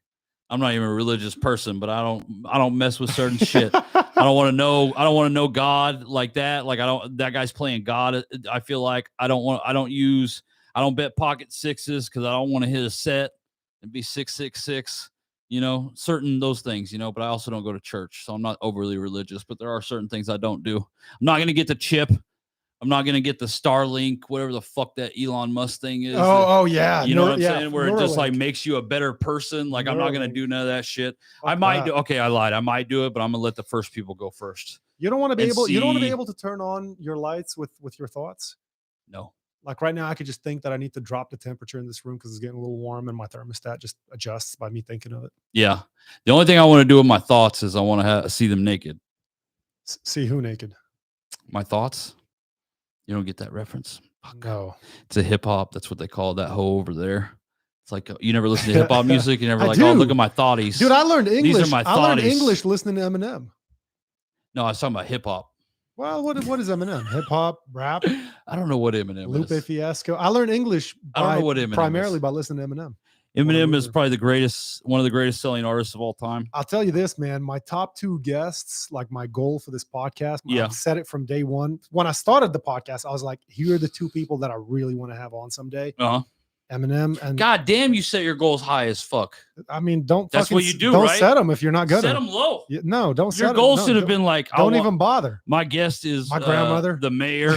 Yeah. I tried to get Beto O'Rourke when I was in El Paso, but so. Oh yeah, I'm sure Beto's gonna come running to you. Yeah, because after all this shit you said.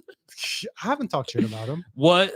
Not on the podcast. Oh, you haven't? Okay. I mean, I think he's got a vagina, but yeah, there you go. I'm not talking shit. Yeah, I just think, not talking shit. No, I think if you come out and you want to flex your nuts and you say that you will debate anybody on any political topic, and then Colin Noir says, "Hey Beto, let's have a debate about the Second Amendment," then you tuck your fucking dick between your legs and walk away, and we never hear from you.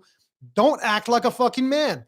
Don't come out flexing to begin with. I hate when people flex riled up and then don't back it up. Riled, yeah. If you're gonna get in my face about something, you better fucking back it up. Yep. Put your money where your mouth is, or keep your mouth shut. So he said he'll debate anybody about anything, and then immediately turned it down earlier this year. And Colio never heard back from him. So I have no respect for somebody like that. Yeah. Same reason I have no respect for Piers Morgan, because he said that a few years ago there was voting going on some gun right thing, and I don't remember what it was, and that's irrelevant. Piers Morgan says, if this law passes, I'm moving back to England. The law passed, and he didn't move back. 2 months later, what's funny is he was doing a show. He had a guest on. He goes, "Piers, I thought you were moving back to England. What happened?" He goes, "I decided to stick around for a little while longer." I'm like, Piers, go fuck yourself. Yeah. Get out of the USA, You bitch. can't say that. Yeah. Or just don't say it. Be wise People enough. don't like that. Yeah. Be as wise as you are impulsive, and think before you speak. Yep. Because now I got no respect for you. Or at least own it and come out and say, you know what? I'm a pussy. I fucked up. Exactly. I was not going to debate anybody on any political topic. I will have some debates with certain people that I think are favorable to me, which aren't even debates. Those are conversations about, like, why we should have no borders and blah, that blah, would blah. make them more likable. Fine. Women rights, feminism, female pride, whatever the fuck, whatever Beto does. But so, dude, you really got me fired up. Bro. But I'm not talking shit about the guy. I'm just pointing out what he did. I understand. And I respect that too, because it's like you do. And I haven't gotten to my second guest that I want to have on the show. Okay, go ahead. Yep. So Eminem. Fuck it, Derek. Eminem. And then Eminem and Jean-Claude Van Damme. Jean-Claude Van. That would have to be a shit interview. What? There ain't no way Jean-Claude Van Damme ain't got no goddamn charisma. That's why he ain't got no podcast. You think Jean-Claude Van Damme's gonna come out here and be entertaining? Fuck no. Doesn't matter. I'd love to talk to him. Dude, I grew up. I was doing. You'd like to spar with him. I I'd fuck him up. He's old. Yeah, I was doing splits and crunches when I was like 8 years old because I was watching Kickboxer, and it and amazes all- me like how many people like even are influenced by him. in My Chuck generation. Norris. Yeah, Like Chuck Norris had a lot of influence as far as like just martial arts and stuff like that go on people. Sure. You know what I mean? Like people really do like take those dudes serious, Bruce which Lee. they were serious. Bruce Lee. They were. Obviously, like I had a different perspective because I thought they were just like actors and like stars like that. But I learned later on in life that those guys were like actually like legit at what they did too. So that's why they were such big stars. But Jean-Claude Van Damme is a crazy second guest to have. You know what Bruce Lee said when he came to America? A lot of shit. The American wrestler will fuck up any Chinese martial artist. No shit. He said when he came to America, he's like, Yeah. all that wushu Yeah. can go fuck itself. When there's a D1 college wrestler with a double leg takedown that he can pull off in an instant, Yeah. your wushu ain't gonna stop it. And that's been, I mean, you've definitely seen that in the UFC. 100%. Yeah. I mean, Yeah. look at who the best fighter in the world is, Khabib. Phenomenal wrestler. Yeah. Another one, John Jones, phenomenal wrestler. Yeah. GSP, phenomenal wrestler. But nobody does it like Daniel Khabib. Cormier, Henry Cejudo. They're Yeah. all phenomenal wrestlers, every one of them. Yeah. Khabib would never lose a fight ever just because He's such a savage. he's such a savage. Dude. And I hate saying that because I have so much American pride. And so it hurts me to say the best fighter of all time in the world was Khabib, what is he, Russian? Dagestani, Dagestani, which is a province of Russia. Yeah. I wish he would go tell Putin to chill. Right. Like, Like he had that I kind of bet power. like Putin really likes him. Putin does, but Putin don't give a shit. I bet he could just go there and be like, Putin, come Putin's like, different. Putin's bro, different let's because nobody can tell pray. Putin nothing. I know. No, not tell him, but just be like, hey, Mr. Putin, like, let's go pray. Will you come pray with me? Let's just Right. go pray. Because Khabib's very religious. Like, He is. seems like a very peaceful, respectful I used to guy. hate Khabib. Conor Really? made me hate Why? Khabib. Really? Yeah, and then I got to actually know, like, not know, but like I started consuming more Khabib content, and then it was like, oh man, how could you dislike this guy? Oh, dude, he's amazing. Like this guy is, he's amazing. He's very respectful of Very. The only time he was ever like is when people are just blatantly disrespectful to him, and he's just The defending only himself. time that he lost it was after the Conor McGregor fight. Yeah, that was it. Which was a disaster. So And you could tell he choked out regretted that. McGregor Yeah. for sure. And he said, I love that even though he's the baddest motherfucker on earth, right? his respect for his parents. Yes, He's like, man, I fucked my up. dad's gonna My beat dad's me. gonna beat me. Yeah, like to hear When that. obviously he's the best fighter in the world, he could take it, but he would never hit his dad, and so if his dad did want to beat him, his dad would beat him. He wouldn't even tell his dad like, hey, like, Right. you know, like whatever his dad says, yes sir. Yeah. Like, dude, I agree. I admire that as well. We're missing that in We America. do miss that very that much. kind of family We miss respect. that just in society. Kind I of think just bond. in general, just as a whole, like even it is America, but I think it's just in general, like. But that's sometimes you got to think like almost like parents have kind of done that to themselves. That's why we're having like a shift in how we parent. Like, I don't know. You have to have that connection to have your kids respect. You have to have that connection with them. They have to trust you for sure. and For love sure. it. And so Khabib grew up, obviously his dad was a disciplinarian, but he also saw his dad do nothing but like take care of his family and be there for it and be attentive and be present. So if you ever have children, the biggest advice that, when people are having kids and stuff like that, I always just say, you got to be present. That's it. Be present. Sure. Be present and not abusive. That's it. Sure, but when your sure. kid just sees you around, like it does something for your kid. And I think that's with Khabib too. Like his parents were always just there. He dad was, also, there's just something about him, like, because Conor McGregor at one point became just an entirely different person. Oh, he hit, for sure. He hit the money How and the could you not? fame, and he became a different person. I don't blame him, though. But Khabib has always been the same guy. Yeah, but Khabib didn't have They say he lives with his parents. but He Khabib- drives a Toyota. You got to think though, Like Khabib did not reach what Conor reached, Dude, as far as financial. perhaps, but it doesn't even matter to him. Yeah. He It wasn't doesn't after even that. matter Conor to him. was. Right. And so when Conor like- got what he was looking for, that's why he turned into a different person. Correct. And, Yeah. and in certain countries, he says that he's so famous that even with He is. even with a face mask and a hoodie, people For sure. recognize him. Like For in sure. Saudi Arabia, he goes, I can't just go out and get a coffee in Saudi Arabia because Yeah. everybody knows me. And I think you're right. It is about Khabib, what he was after when he went to the UFC. Khabib, the only thing he cared about was being the most dominant fighter in the world. Yeah. And Conor, all he cared about was being the richest person in the Yeah. world. One was And so in it for when the he money, got- one was in yeah. it for I don't know what Khabib was in it for. And 'cause I would that's just definitely what he be. does, 'cause I he's would just be a more. warrior. I would be more Conor than I would be Khabib. That's for sure. But that's just because of I would be more Conor too. Yeah, right. Yeah. I'd be a fucking 100%. asshole. Yeah, no doubt. I would hope that That's why Khabib's special, though. he's so special. That's why he's special, is because he is at the level of fame that he is. And don't get me wrong, like that dude did great financially. Like he was paid, he was paid millions, and it didn't, it obviously it kept him at where he was. Family, God, training. That's because it was real. That's it. Yeah, that's it. It wasn't a persona. Conor isn't real. Those are his three things. God, Connor's his WWE. family. Yeah. Connor's a wrestler. Yeah. Like Conor is a super. He's a WWE star. Dude, Conor just did what Mayweather did in boxing. He just did it. He replicated it in MMA with the flashiness, the Except money, for he wasn't as suits. talented as Mayweather. He's very fucking talented. He is talented, He's but not Mayweather. I mean, yeah, but come on, Mayweather was the best. Is? Yeah, Mayweather was the best in the world. Yeah, for sure. And people hate him because he didn't like drop people and stuff like people that. Don't understand the game. They don't. But like you couldn't. He's phenomenal. At Mayweather's point, older. You couldn't hit him.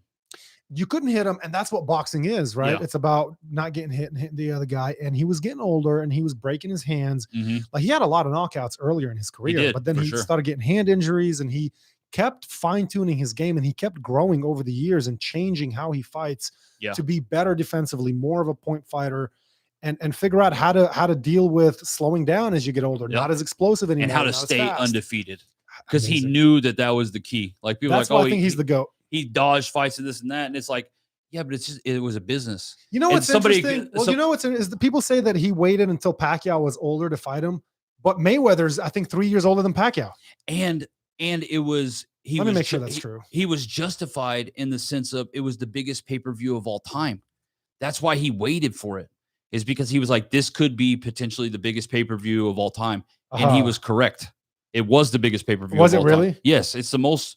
Yeah, I think it's, if you look it up, biggest pay-per-view fight of all time, I think it's Pacquiao Mayweather. I mean, that fight was huge. It was huge. Let me see. But he knew he knew his. It was funny because when he was like doing an interview or something like that, it was before he was going to fight Shane Mosley, and Shane Mosley was like, "Hey, all Floyd does is fight for money," and Floyd was like, "I'm a prize fighter. Of course, I fight for a fucking prize, you dummy." Like, that's the point. When they fought, Mayweather was 38, Pacquiao was 36. Yeah. So there you have it. Have you looked at, speaking of pay-per-views and all that and biggest sales, have you looked at who holds the records for the top 10 biggest pay-per-views in the UFC? No, I never have. Take a guess. Conor. Yeah. Dude, that's why he was paid. It's insane. Yes. 7 out of the top 10. Yeah. Conor. The top 6, Conor. Yeah. It's fucking crazy. Because he has charisma. Oh my God. He has the it factor. He that does. You can't really tell what it is, but a whole country. It's the accent. Half of Ireland flew to New York to watch him fight. Like it was insane. Yeah. No, his press tour. He's so big and he's so entertaining that all you got to do is look back to him and Floyd's press tour.